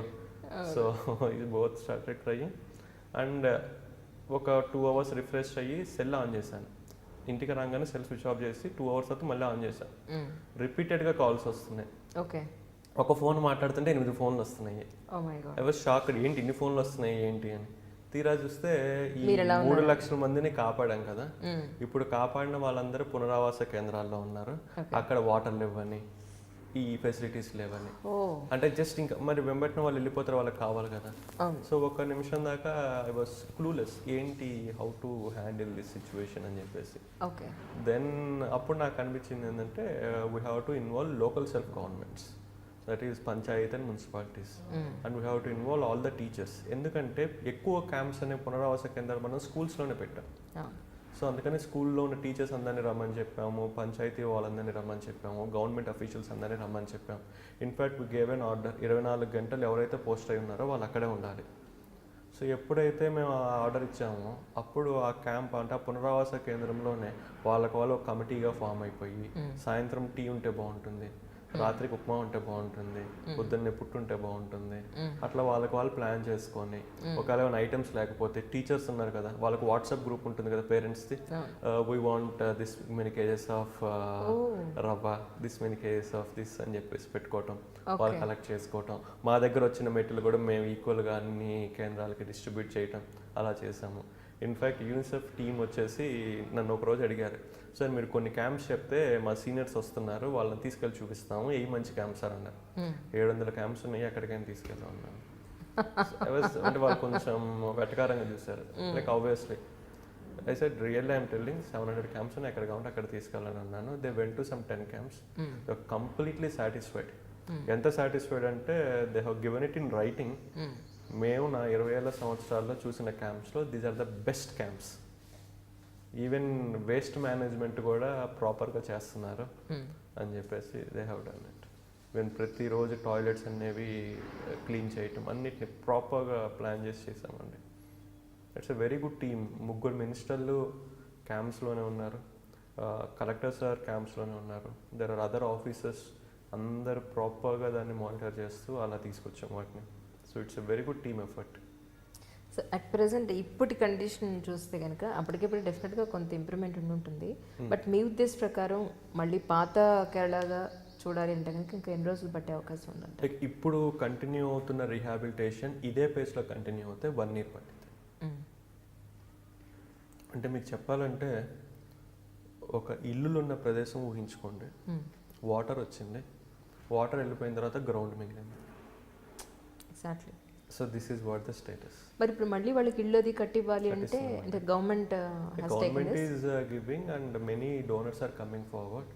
మన ఆంధ్ర నుంచే దాదాపు ఒక 400 to 500 హౌసెస్ మనకి సపోర్ట్ చేయడానికి ముందుకు వచ్చారు. లైక్ బాహుబలి టీమ్, రాజమౌళి గారు, శోభు గారు, వీళ్ళందరూ కలిసి ఒక 5 ఇల్లు కట్టిస్తున్నారు. అట్లనే Ramoji group is willing to construct houses. అట్లా there are many other trust and organisations which are coming forward to construct houses. Ramoji Rao గారి నుంచి మీకు పిలుపు వచ్చినట్టుంది. Yes అండి, లైక్ ఆయన like collected fund for supporting Kerala people. Okay. And he called me asking what is the best way of using it. And his intention is to construct houses. Okay. So we have done. అంటే రామోజీరావు గారికి ఏంటంటే ఎక్కడైనా సరే ఇలాంటివి జరిగితే తన తరపున, తన వర్కర్స్ తరపున, తన యొక్క రీడర్షిప్ తరపున he used to construct houses. ఆయన ఇదే కాదండి, విశాఖపట్నంలో కట్టించారు, తమిళనాడులో కట్టించారు. Now he's constructing here also. Okay. That's his vision అనమాట. ఆయన ఒపీనియన్ ఏంటంటే ఒక ఇల్లు కట్టిస్తే కొన్ని జనరేషన్స్ వరకు ఆ ఫ్యామిలీకి మనం కాపాడిన వాళ్ళు అవుతాం. ఎగ్జాక్ట్లీ. ఉండడానికి నీడ్ అనేది చాలా అవసరం కదా. That is what. Okay. Okay. అంటే రోసయ్య గారి తర్వాత మీ దాంట్లో ఇంకెవరు లేరు. సో మీరు పొలిటికల్ లీడర్ అవ్వాలనేది మీకు చిన్నప్పటి నుంచి మీకు చాలా ఉందని చెప్పని విన్నాను, నిజమా? లేదండి. బట్ ఒకటండి, I want to serve the place అండి. I tell a small example అండి. My great grand father name is Mylavarapu Gundaiah garu అండి. సో ఈయన ఏంటి అంటే ఆయన డబ్బు పెట్టుకొని గవర్నమెంట్తో పని లేకుండా ఈ కన్స్ట్రక్టెడ్ స్కూల్స్, కాలేజెస్, హాస్పిటల్స్. ఈరోజు మెయిన్ రోడ్ వచ్చి ఎంజీ రోడ్ అంటారు, మైలవరపు గుండయ్య రోడ్ మా ఊళ్ళో. మున్సిపాలిటీ పేరు Mylavarapu Gundaiah council hall. Clock tower పేరు మైలవరపు గుండయ్య చౌక్. సో అని చెప్పేసి అలా ఉంటుంది.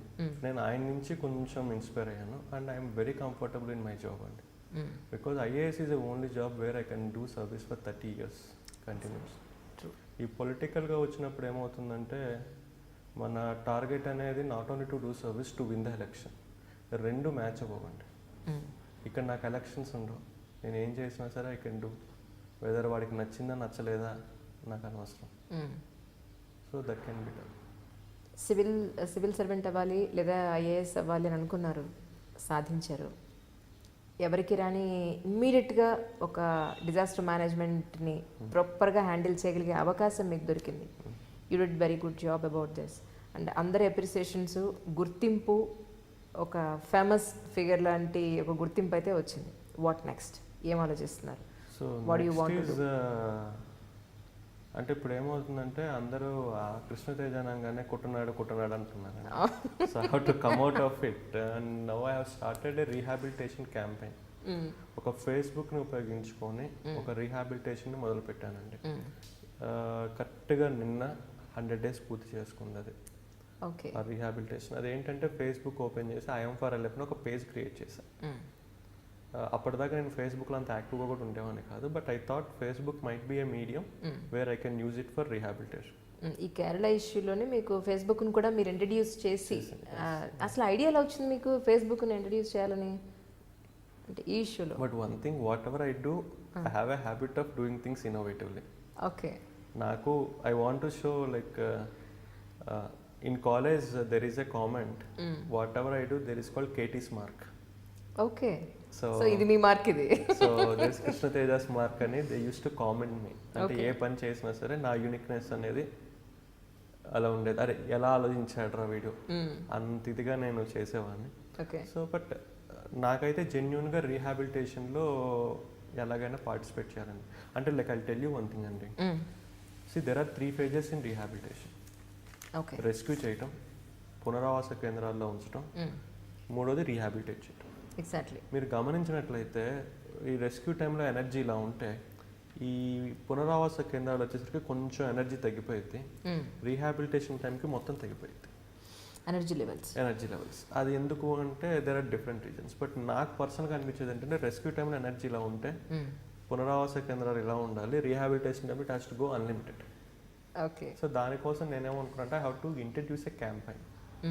ఆ క్యాంపెయిన్ని తీసుకొచ్చి అందరినీ యాక్టివ్గా పార్టిసిపేట్ చేయించి రీహాబిలిటేషన్ అయితే ఫాస్ట్గా తీసుకురావాలి అని చెప్పి ఒక డిసిషన్కి వచ్చాను. సో దానికోసం ఐఎమ్ ఫర్ ఎల్ఎఫ్ ఒక ఫేస్బుక్ పేజ్ క్రియేట్ చేశానండి. క్రియేట్ చేసి ఆ ఫేస్బుక్ పేజ్ పేరు ఐఎమ్ ఫర్ ఎల్ఎఫ్. చాలా బాగుంది అదే పేరు కూడా. సో లైక్ నేను అలపి కోసం అందరూ అలా అనాల్సిందే కదా అని ఒక ఫోటో తీసాను అనమాట. ఒక డ్యామేజ్డ్ హెల్త్ సెంటర్ ఫోటో తీసి ఒక 3 photos పెట్టాను. పెట్టేటప్పుడు కూడా నాకు అంత కాన్ఫిడెన్స్ లేదండి ఫ్రాంక్లీ టెల్లింగ్, ఎందుకంటే నాకు తెలియదు what it is going to B అని. పెట్టేసి I ask all my friends to share it. Okay. వాళ్ళు షేర్ చేసి ఫైనల్లీ ఒకళ్ళ దగ్గరికి వెళ్ళింది. వాళ్ళు నాకు ఫోన్ చేశారు, నేను ఈ బిల్డింగ్ని అడాప్ట్ చేసుకోవడానికి రెడీ అయ్యాను. వాళ్ళు ఎవరో కూడా కాదండి, మన ఆంధ్ర తెలంగాణ ఫేమస్ యాంకర్ సుమా గారు, వారి భర్త రాజీవ్ కనకాల గారు. సో బికాస్ సుమా గారు is also Malayali, she was also more supportive to it. So I was shocked. ఏంటి ఫేస్బుక్ పేజ్ పెట్టి 6 hours ఒక బిల్డింగ్ 8 lakhsకి అడాప్ట్ అవటం ఏంటనే. Then I came to know about the power of Facebook, that is social media. ఇంకప్పుడు నేను ఇట్లా photos పెట్టడం, మాకు ఇది కావాలి అది కావాలని పీపుల్ స్టార్టెడ్ కమింగ్.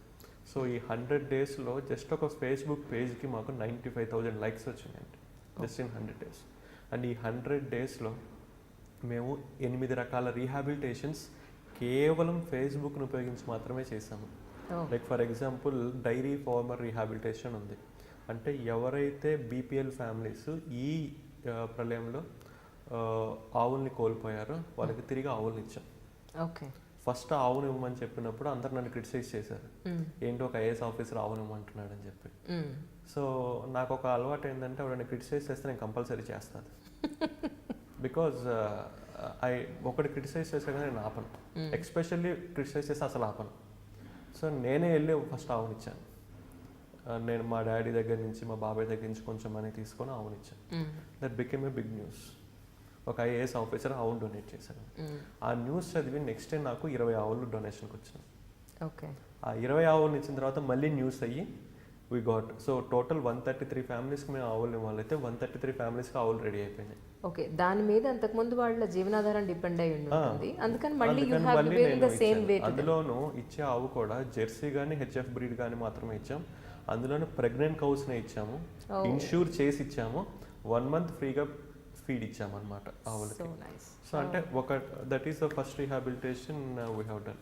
అదేవిధంగా స్టూడెంట్ రీహాబిలిటేషన్ అని చెప్పి తీసుకొచ్చాం. స్టూడెంట్స్కి కావాల్సినవన్నీ కిట్స్ కానీ అది. ఈ స్టూడెంట్ రీహాబిలిటేషన్ దగ్గర ఏం చేస్తామంటే ఒక చిన్న మైండ్ గేమ్ వాడాను. ఓకే. మాకు ఇది కేరళ, స్కూల్స్ ఓపెన్ చేయంగానే నో డౌట్ ఒక 2 months లోపల జనాలందరూ వచ్చేస్తారు. మిగతా స్టేట్స్ లాగా రాకపోవటం, డిస్కంటిన్యూ అవ్వటం ఉండదు. బట్ మాకేంటి అంటే 15 days లోపల అందరూ స్కూల్కి బ్యాక్ వచ్చేయాలి. అందుకని ఏం చేశాను, ఫస్ట్ డే స్కూల్ ఓపెన్ చేయగానే 3 notebooksని ప్రతి స్టూడెంట్కి పంచిపించాను. ఓకే. అండ్ వాళ్ళకు ఒక ఇన్ఫర్మేషన్ ఇచ్చాను, నెక్స్ట్ 3 daysలో ఇంకొక 3 notebooks ఇస్తాము అని చెప్పేసి. ఓకే. స్లోగా అటెండెన్స్ పెరిగింది. మళ్ళీ 3 notebooks ఇచ్చి ఇంకొక ఇన్ఫర్మేషన్ ఇచ్చాం, నెక్స్ట్ 3 daysలో we're going to go geometry box అని. కొంచెం అటెండెన్స్ పెరిగింది. We gave the geometry box after 3 days and then we gave information that next 3 daysలో we're going to go pen set అని. ఒక 5 to 10 pens ఇస్తున్నాం అని. కొంచెం పెరిగింది.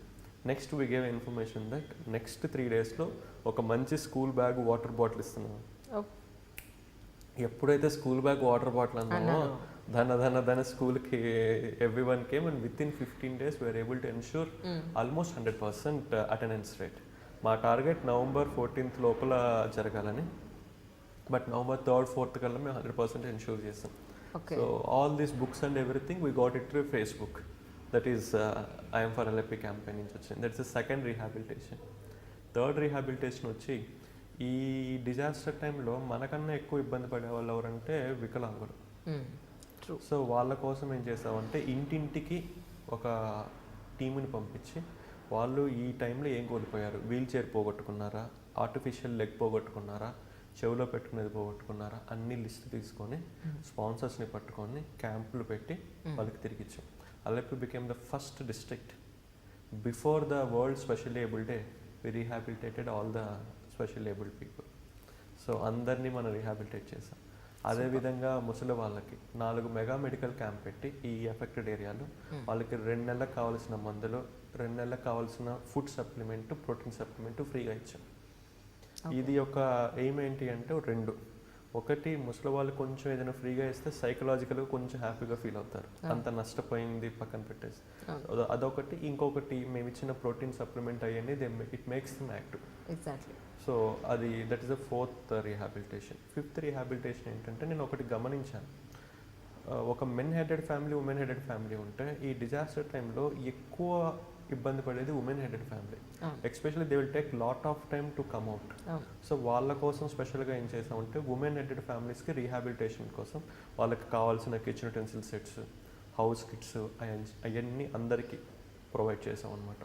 So that is the 5th rehabilitation we have done. So 6th rehabilitation వచ్చేసి green rehabilitation. అంటే నాకేమనిపించిందంటే చాలామంది ఎప్పుడైనా డిజాస్టర్ వస్తే కూలిపోయిన ఇల్లు కట్టించాలి వాటి గురించి ఆలోచిస్తారు, కానీ మనం నష్టపోయిన వృక్ష సంపద గురించి ఎవరు ఆలోచించరు. సో మాకేంటంటే we're very much concern about the green cover.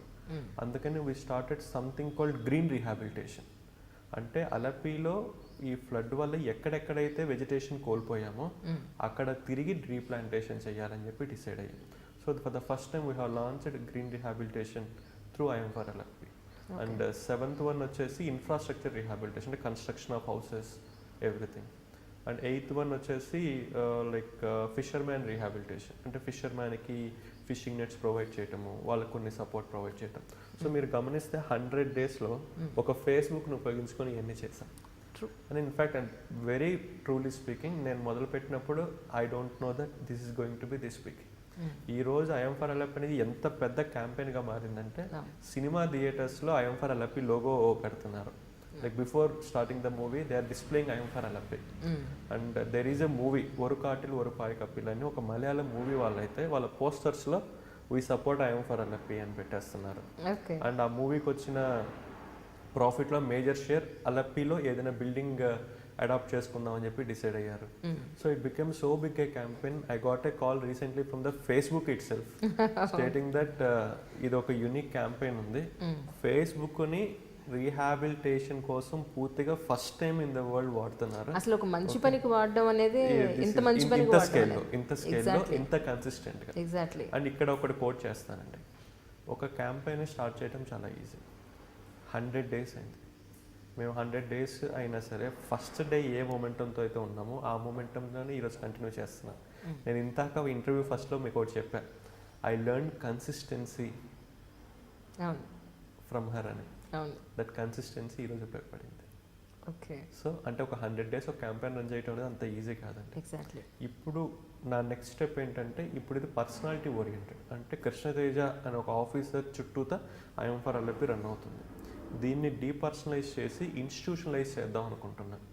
అంటే నేను ట్రాన్స్ఫర్ అయిపోయి వెళ్ళిపోయినా కూడా ఐఎమ్ ఫర్ అలపి అనే క్యాంపెయిన్ ఎవర్ గ్రీన్గా రన్ అవడానికి I'm trying to involve more volunteers, more people who take it forward. So this is what I'm for Alleppey. Super అండి, really ఒక వండర్ఫుల్ పర్సన్ని ఈరోజు మీట్ అయ్యాను నేనైతే మాత్రం. అంటే బయట నుంచి చూడడానికి ఆయన ఐఏఎస్ కాబట్టి చేశారు, ఆయన చేతిలో ఫండ్ ఉందని చేశారు అని అనడానికి ప్రాక్టికల్గా ఆ ప్లేస్లో ఉండి ఎవ్రీ మినిట్ ప్రతి ఒక్క ప్రజానికం, ప్రతి ఒక్క వ్యక్తిది కూడా అతని ప్రాబ్లమ్ని మీ ప్రాబ్లంగా ఫీల్ అయ్యి తొందరగా అతని ప్రాబ్లమ్ని సాల్వ్ చేయాలి, వీళ్ళందరినీ నార్మల్ లైఫ్లోకి మళ్ళీ తీసుకుని రావాలి అని ఆలోచించే వాళ్ళు ఎంతమంది. అది రాజకీయ నాయకులైనా బ్యూరోక్రాట్స్ అయినా. Actually this is not part of my job అండి. ఇప్పుడు నేను ఫేస్బుక్ పేజ్ పెట్టకపోతే నన్ను ఎవడు క్రిటిసైజ్ చేయడు, నన్ను ఎవడు అడగడు. But what I personally felt is let us do something more to the people. The people deserves it. Exactly. వాళ్ళ కష్టాన్ని రోజు చూసి చూసి చూసి నాకే అనిపించింది, like let us do something more. They deserve it. నాకు పోయేదే ఉందండి, 5కి నా ఇదైపోయిన తర్వాత నేను ఇంకొక 4 hours ఎక్స్ట్రా పని చేస్తాను. But that 4 hours is really giving some impact. So like that I have done this అండి. రియల్లీ అండి, చాలా వెరీ నైస్ ఇన్ఫర్మేషన్. అంటే ఒక వ్యక్తి చెయ్యాలి అని అనుకుంటే అది సివిల్ సర్వెంట్ అయినా రాజకీయ నాయకులైనా ప్రజల కోసం, సమాజం కోసం, దేశం కోసం చేయాలి అని ఒక గట్టి నిర్ణయం కనుక తీసుకుంటే వండర్స్ చేయొచ్చు అని అనిపించింది మీ స్టోరీ విన్న తర్వాత. నిజంగా మీ గురించి తెలుసుకున్నప్పుడు దట్స్ ఫన్. ఐఏఎస్ కాకుండా ఐపీఎస్ వస్తే తీసుకునేవారు? తీసుకున్నానండి. అంతేనా? ఒకటికి 4 attempts అయిపోయింది, తీసుకున్నాను. బట్ ఇంకొక అటెంప్ట్ రాసేవాను. That is first. ఎందుకంటే ఐఏఎస్కి ఏంటంటే అండి, you will get umpteen amount of opportunity to diversify yourself. Exactly. Like IAS కాబట్టి ఐఎమ్ ఫర్ అలపీని స్టార్ట్ చేయగలిగాను, రెస్క్యూ ఆపరేషన్ మంత్లీగా పార్టిసిపేట్ చేయగలిగాను అలా.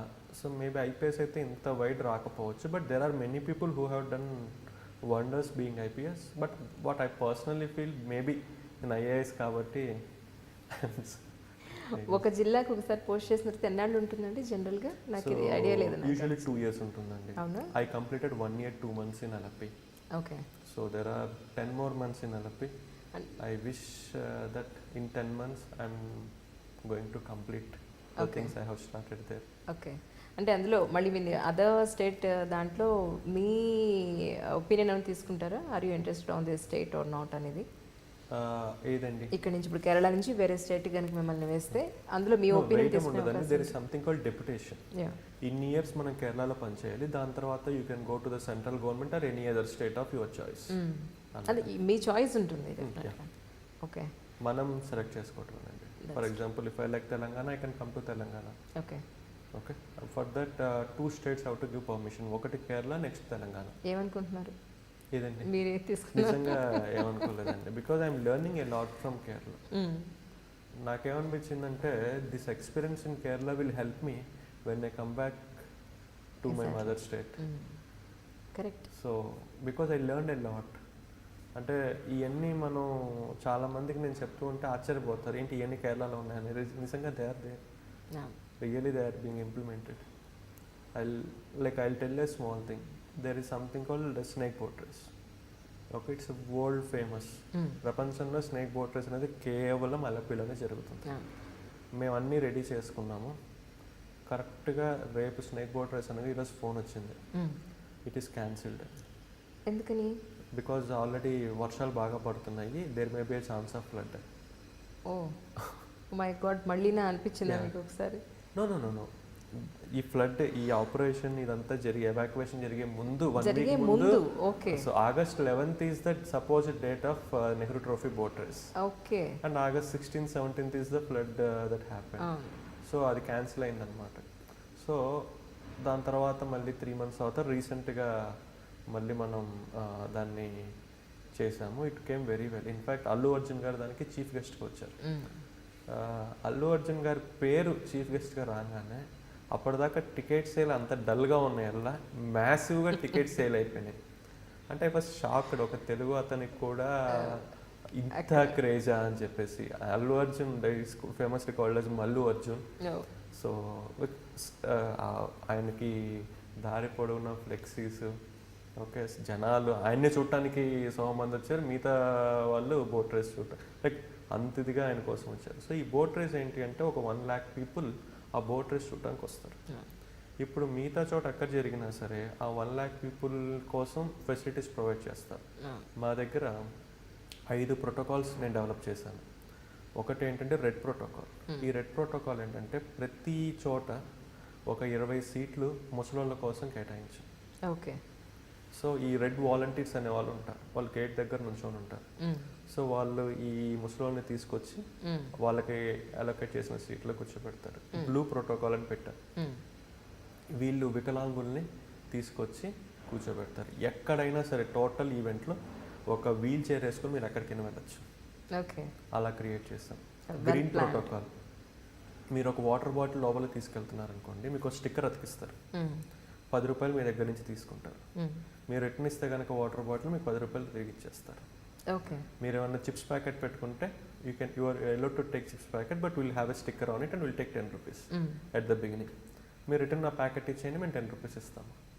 మీకు కావాలంటే పక్కన ప్యాకెట్లు కూడా తీసుకొచ్చి ఇవ్వండి, మేము స్టిక్కర్ ఉంటే చాలు ప్యాకెట్ మీద, మేము 10 rupees ఇస్తాము. So that is green protocol అనమాట. ఓకే. సో ఎల్లో ప్రోటోకాల్ అంటే ఉమెన్కి చిల్డ్రన్కి కోసం. ఉమెన్ కోసం ప్రతి పెవిలియన్లో separate toilets, refreshing room, feeding room provide చేస్తాము. అదేవిధంగా చిల్డ్రన్ కోసం చైల్డ్ ట్యాగింగ్ పెట్టామన్నమాట. ఆ ట్యాగ్ మీద పేరెంట్స్ పేరు, వాళ్ళ మొబైల్ నెంబరు, వాళ్ళకి కావాల్సిన చిన్న చిన్న టాయ్స్ అలా ఇచ్చాం. అంటే ఒక ఈవెంట్ని మేము ఎలా చేసామంటే it is not only a event, it is senior citizen friendly event, okay, specially abled friendly event, women friendly event, child friendly event, environmental friendly event, and the final thing is ఈవెంట్లో some of the volunteers are transgenders. Okay. So transgender friendly event అంటే నేనేమంటానంటే ఒక as an IAS I have this opportunity of seeing things different and implementing it. Exactly. ఈరోజు ఈ 5 protocols అనేవి స్టేట్లో వేరే ఏది మ్యాసివ్ ఈవెంట్ జరిగినా సరే they are trying to implement this 5 protocols. So now it became a inclusive event. అంటే ఒక ఈవెంట్లో ఎంతమంది వచ్చింది కాదు, ఆ ఎంతమందిలో ఎంతమంది ముసలోళ్ళు ఉన్నారు, ఎంతమంది వికలాంగులు ఉన్నారు, ఎంతమంది పిల్లలు ఉన్నారు, ఎంతమంది ట్రాన్స్జెండర్స్ ఉన్నారు, ఎంతమంది ఆడవాళ్ళు ఉన్నారు, అది కూడా మేము లెక్కేసుకొని దాన్ని ఇంప్లిమెంట్ చేసాము. It was a massive hit. It was the most inclusive event. And even Allu Arjun గారు ఇవన్నీ తెలుసుకుని వాజ్ సర్ప్రైజ్డ్, ఏంటి ఇలా కూడా ఈవెంట్స్ని ప్లాన్ చేస్తారా అని చెప్పేసి. And in fact recently he accepted to adapt 10 anganwadi centres in Alleppey as a part of I am for Alleppey. అది అంగన్వాడీ సెంటర్స్ని ఆయన అడాప్ట్ చేసుకుంటా అని చెప్పి యాక్సెప్ట్ చేశారు. So that is what. ఇందాక మీరు స్కూల్కి 50 డేస్లో పిల్లలు మళ్ళీ స్కూల్కి 15 డేస్లోనే. అప్పుడు ఎందుకంటే అప్పుడు వరదలప్పుడు ఆల్రెడీ ప్రజలందరికీ కూడా పునరావాస కేంద్రం మీరు స్కూల్సే ఇచ్చారు. సో ఇప్పుడు మరి వీళ్ళని ఎక్కడ పెట్టారు? వాళ్ళు అప్పటికి ఇళ్ళు అవి ఇంకా మీరు కట్టించారు కదా? లేదండి, కొంతమందికి టెంపరీగా ఇల్లులు కట్టించాము, కొంతమంది కమ్యూనిటీ హాల్స్ ఉన్నాయి వాటిల్లో పెట్టాము. స్కూల్స్ని మాత్రం ఓపెన్ చేసేసామండి. ఎందుకంటే అకాడమిక్ ఇయర్ అనేది వేస్ట్ అయిపోతుంది. We don't want student to get suffered because of floods. So వాళ్ళని వేరే చోట షిఫ్ట్ చేసి స్లోగా వాళ్ళకి మళ్ళీ టెంపరీగా కట్టించివ్వటం. ఇప్పుడు ప్రస్తుతానికైతే క్యాంప్స్లో ఎవరు లేరండి.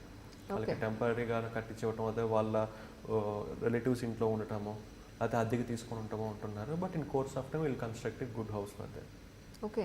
ఓకే. సో అంటే ఈ సివిల్ సర్వీస్ ఎగ్జామ్కి సంబంధించి ప్రిపేర్ అయ్యే వాళ్ళకి ఎలా ప్రిపేర్ అయితే బాగుంటుందని మీ ఉద్దేశం? ఎందుకంటే ఎండ్ ఆఫ్ ది డే ఈయన ఎలా ప్రిపేర్ అయ్యారు, మమ్మల్ని ఎలా ప్రిపేర్ అవ్వమంటున్నారని చాలామంది కింద మెసేజెస్ పెడుతున్నారు. టు బి ఫ్రాంక్, మీ ఇంటర్వ్యూ కావాలని ఎంతోమంది, నేను ఎవరిదో సివిల్ సర్వెంట్ ఇంటర్వ్యూ అయితే మేడం కృష్ణతేజ్ గారు ఇంటర్వ్యూ చేయండి, ఎల్ఎప్పి కృష్ణతేజ్ గారు ఇంటర్వ్యూ చేయండి అని ఎన్ని మెసేజెస్ పెట్టారు. నేను మీకు స్క్రీన్ షాట్ చేసి మీకు చూపిస్తాను. యాక్చువల్లీ వాళ్ళు అడగడం వల్లే మిమ్మల్ని దాని గురించి నేను ఎంక్వైరీ చేయడం జరిగింది. సో అందుకని అలాంటి వాళ్ళకి ఇంట్రెస్ట్ ఉన్న వాళ్ళకి ఎలా ప్రిపేర్ అయితే బాగుంటుందని మీరు అంటారు? అది ప్రిలిమ్స్ కానీ మెయిన్స్ కానీ. సివిల్ సర్వీస్ ఎగ్జామ్ సిలబస్ అనేది చాలా easy, but the competition is very difficult. ఎంత కాంపిటీషన్ ఉంటుందంటే మొత్తం 8 లక్షల మంది రాస్తారు. ఈ 8 లక్షల్లో ఐఐటీలో టాపర్స్, ఐఐఎంలో టాపర్స్, ఎయిమ్స్లో టాపర్స్, యూనివర్సిటీలో టాపర్స్, చార్టెడ్ అకౌంటెంట్స్లో టాపర్స్, అదర్ సెగ్మెంట్స్లో టాపర్స్, వీళ్ళందరూ ఒక 2 లక్షలు 1.5 మంది ఉంటారు. సో వీళ్ళతో మనం పోటీపడి రాస్తే అందులో చివరికి ఒక 30,000 మంది మెయిన్స్కి క్వాలిఫై అవుతారు. ఆ 30,000లో 3,000 మంది ఇంటర్వ్యూ క్వాలిఫై అవుతారు. 3,000లో 800 మంది ఫైనల్లీ క్వాలిఫై అవుతారు. ఆ 800లో 90 ర్యాంకులు రావాలి, ఐఏఎస్ రావాలంటే. ఆ 90లో కూడా ఫస్ట్ వచ్చినోడికి ఒక స్టేట్ వస్తుంది, సెకండ్ వచ్చినోడికి ఇంకో స్టేట్ వస్తుంది, 66 వచ్చినోడికి ఇంకో స్టేట్ వస్తుంది, 90 వచ్చినోడికి ఇంకో స్టేట్ వస్తుంది. అంటే it is not about the exam, it is about the competition. ఈ మాట ఎందుకు అన్నానంటే, కాంపిటీషన్ ఎప్పుడైతే ఎక్కువ ఉంటుందో we have to focus on all minute mistakes also. ఎందుకంటే ఎవ్రీ మార్క్ కౌంట్స్. ఇప్పుడు నాకు 66 వచ్చింది, అదే 91 వచ్చినట్లయితే అవి డబ్బిన్ ఐపీఎస్. 66కి 91కి 5 మార్క్స్ తేడా ఉంటుంది, 10 మార్క్స్ తేడా ఉంటుంది. అదే నాకు ఇంకో 20 మార్క్స్ తక్కువ వచ్చినట్లయితే ఇన్స్టెడ్ ఆఫ్ ఐపీఎస్ అవి డబ్బిన్ in railway service. So like every mark counts. So నేను అనేది ఏంటి అంటే, ఎంత చదివా ఉన్నది కాదు, ఎంత ఎక్స్ప్రెస్ చేయగలుగుతున్నాము, ఎంత కన్విన్సింగ్గా ఎక్స్ప్రెస్ చేయగలుగుతాం అన్నది ఇంపార్టెంట్. మనం సివిల్ సర్వీస్లో it's an exam about expressing your self in writing and in answering. So writing అంటే రిటర్న్ ఎగ్జామ్లో ఎక్స్ప్రెస్ చేసేటప్పుడు మనం అనుకున్నది పూర్తిగా ఎక్స్ప్రెస్ చేయాలి అంటే we need lot of practice. చాలామంది ఏమనుకుంటారంటే మనం ఒక టాపిక్ చదివేసాము, మనం ఎక్స్ప్రెస్ చేసేద్దాం అనుకుంటాం. చదవటం అనేది ఓన్లీ 50% ఆఫ్ ద ప్రిపరేషన్ మాత్రమే. Expressing it on the paper is the remaining 50%. For example నేనే ఉన్నానండి, ఒక టాపిక్ చదివిన తర్వాత ఫస్ట్ 3 అటెంప్ట్స్లో the following are the things, first point, second point, third point అని పెట్టి రాసేవాడిని.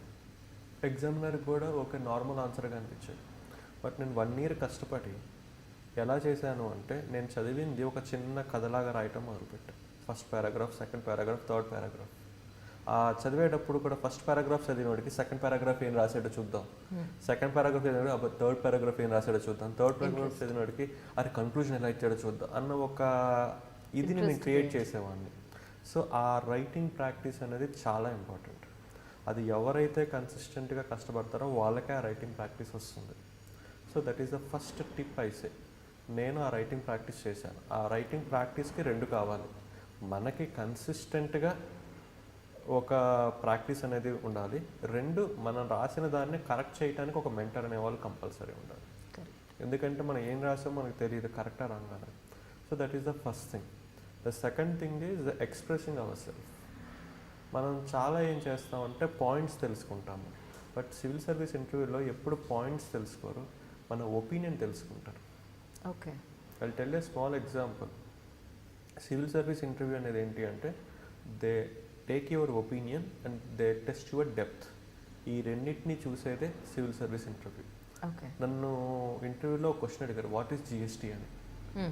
అయితే జిఎస్టీ సో అని చెప్పాను. Then what is the advantages of GST అన్నారు. So these are the advantages అని చెప్పి, వాట్ ఆర్ ద డిసడ్వాంటేజెస్ అన్నారు, చెప్పారు. Then what is centre's opinion అన్నారు, చెప్పారు. వాట్ ఈస్ స్టేట్స్ ఒపీనియన్ అన్నారు, చెప్పారు. No what is the solution with centre and state are seeking for అన్నారు, చెప్పారు. అంటే జిఎస్టీ అనే ఒక టాపిక్లో 6-7 క్వశ్చన్లు అడిగారు. దాని మీనింగ్ ఏంటి, ఒక టాపిక్లో నా డెప్త్ ఎంత ఉందో తెలుసుకున్నాను. Exactly. So that is what we have to develop while reading about a topic. ఒక టాపిక్ మనం నేర్చుకుంటే కనుక ఆ టాపిక్లో డెప్త్ అంతా మనకు తెలియాలి. ద సెకండ్ క్వశ్చన్, ఒక ఇంటర్వ్యూ అతను ఏం చేశాడంటే, కృష్ణతేజ నీకు లేబర్ రిఫార్మ్స్ తెలుసా అని అడిగాడు. తెలుస్తాను. వాటి మీద నీ ఒపీనియన్ ఏంటి, లేబర్ రిఫార్మ్స్ ఎలా ఉంటే బాగుంటుంది అనుకుంటున్నాను అంటే, సార్ నేను ఒకే మాట, సార్ లేబర్ రిఫార్మ్స్ అవసరం. ఎలా ఉండాలి అంటే అది బిజినెస్ పర్సన్ యొక్క ఇంట్రెస్ట్, ఈ వర్కర్స్ యొక్క రైట్స్ రెండింటిని బ్యాలెన్స్ చేసే విధంగా మాత్రమే ఉండాలి. ఈ రెండిట్లో ఏది ఇంబ్యాలెన్స్ ఉన్నా సరే అది కౌంటర్ ప్రొడక్టివ్ అయిపోతుంది. అందుకనే మోస్ట్ ఆఫ్ ద కంట్రీస్లో ఈ లేబర్ రిఫార్మ్స్ ఎందుకు ఫెయిల్ అవుతున్నాయి అంటే వాటిని బ్యాలెన్స్ చేయడం మిస్ అవుతున్నారు అన్న. So I gave my opinion. Exactly. I didn't tell what is labor reform. I said my opinion on how well labor reforms has to be there. True. So the next question, ఒక అతను అడిగారు, make in India campaign తెలుసా అని అడిగారు. Yes sir I know. నువ్వే కనుక make in India campaign CEO అయితే ఎలా ఆలోచిస్తావు అన్నారు. సార్ నేనే కనుక make in India campaign CEO అయితే I won't think like an IAS officer, instead I will think like an industrialist. అప్పుడే నాకు అర్థమవుతుంది ఒక ఇండస్ట్రియలిస్ట్కి ల్యాండ్ ఎలా కావాలి, లోన్ ఎలా కావాలి, స్కిల్డ్ మ్యాన్ పవర్ ఎలా కావాలి, వాడికి ఎక్స్పోర్ట్కి ఇంపోర్ట్కి ఎలా ఫెసిలిటీస్ కావాలి అని చెప్పేసి. సో అప్పుడు మాత్రమే నేను ఈ క్యాంపెయిన్ సక్సెస్ చేయగలను. So I will start thinking from the shoe of a industrialist who would like to invest in India than thinking like a CEO of make in India అన్న. నేను ఎప్పుడైతే ఈ మాట చెప్పానో వాడికి ఆ ఇంటర్వ్యూ చేసే అతనికి అర్థమైపోయింది అనమాట. ఓకే వీడు చాలా మెచ్యూర్గా ఉన్నాడు, చాలా మెచ్యూర్గా ఆలోచిస్తున్నాడు, is not like a normal young person అని చెప్పి. ఇవన్నీ నాకు పుట్టుకతో రాలేదు. Continuous preparation, discussion with the people, having discussions with the mentors, అలా అందరితో డిస్కస్ చేశాను కాబట్టి నాకు ఇవన్నీ అర్థమైనవి. I'm able to form my opinion. So చాలామంది ఏం చేస్తారంటే ఒక టాపిక్ చదివేసి వదిలేస్తారు. బట్ ఆ టాపిక్ని చదివిన తర్వాత there is something more. We have to start expressing our self on the paper. We have to start developing a opinion on it which is practical. So this is what the suggestion I give to the students. I think it's almost 3 years I am away from the examination, but still I feel these tips hold good. చాలా సంతోషంగా ఉందండి, ఎందుకంటే ఒక మంచి IAS ఆఫీసర్ని కలిసానని సంతోషం. Coming ఫ్యూచర్లో wish you all the best for coming futures. మీరు ఇంకా మాకు ఎన్నో ఇంటర్వ్యూస్ ఇవ్వాలి. This is the first interview only. అంటే కేరళలో ఉన్నప్పుడు ఈ ఇంటర్వ్యూ ఇచ్చారు, సమ్ అదర్ స్టేట్స్లో ఉన్నప్పుడు మళ్ళీ మీ దగ్గరికి వస్తాం. డెఫినెట్గా. Thank you so much for your. Just I would like to present 2 things for you. Please. So this is the brochure of that Nehru Trophy boat race. Okay. So where if you open, okay, you can see the 5 protocols of this Nehru Trophy boat race అన్నమాట. దాన్ని ఇట్లా మొత్తం open చేయించండి. Yeah, so ఇది వచ్చిన ప్రతి ఒక్కరికి ఇది ఇచ్చామన్నమాట మనం. ఓకే. సో దాంట్లో ఏంటంటే సపోజ్ మీరు లేడీ అండి, ఓకే, మీ పిల్లలతో వచ్చారు, you will come to know ఎవరిని పిలవాలి అనేది. Okay. You can see the yellow volunteer and you can say excuse me, can you help me. వాళ్ళు వచ్చేసి మేడం ఏ హెల్ప్ కావాలి. Okay. So this is the one we are implementing, and I created this concept, that exactly. is 5 protocols for every event, and so we are making every event inclusive. It's really very nice అండి, ఎందుకంటే ఇది ఒక కేరళకి కాదు, next ఎవరైనా ఏ event చేయాలన్నా అది disaster management అవ్వనివ్వండి, లేదంటే సక్సెస్ఫుల్ మీట్ అవ్వనివ్వండి. సో ఇలా మనం ఎందుకు ప్లాన్ చేయకూడదు, లేదా ఇప్పుడు ఆల్రెడీ మీరు ఒక మంచి పాత్ చూపించారు చాలా మంది. సో ఇంతకన్నా బెటర్గా ఎలా చేయగలం అనేది వాళ్ళు ఆలోచించగలుగుతారు డెఫినెట్లీ. సో వండర్ఫుల్ అండి, thank you so much once again. Hi, I'm Krishna Teja IAS, sub collector Alleppey. Just now I had an interview with Anjali Garu. Please watch it and share your opinion. Thank you.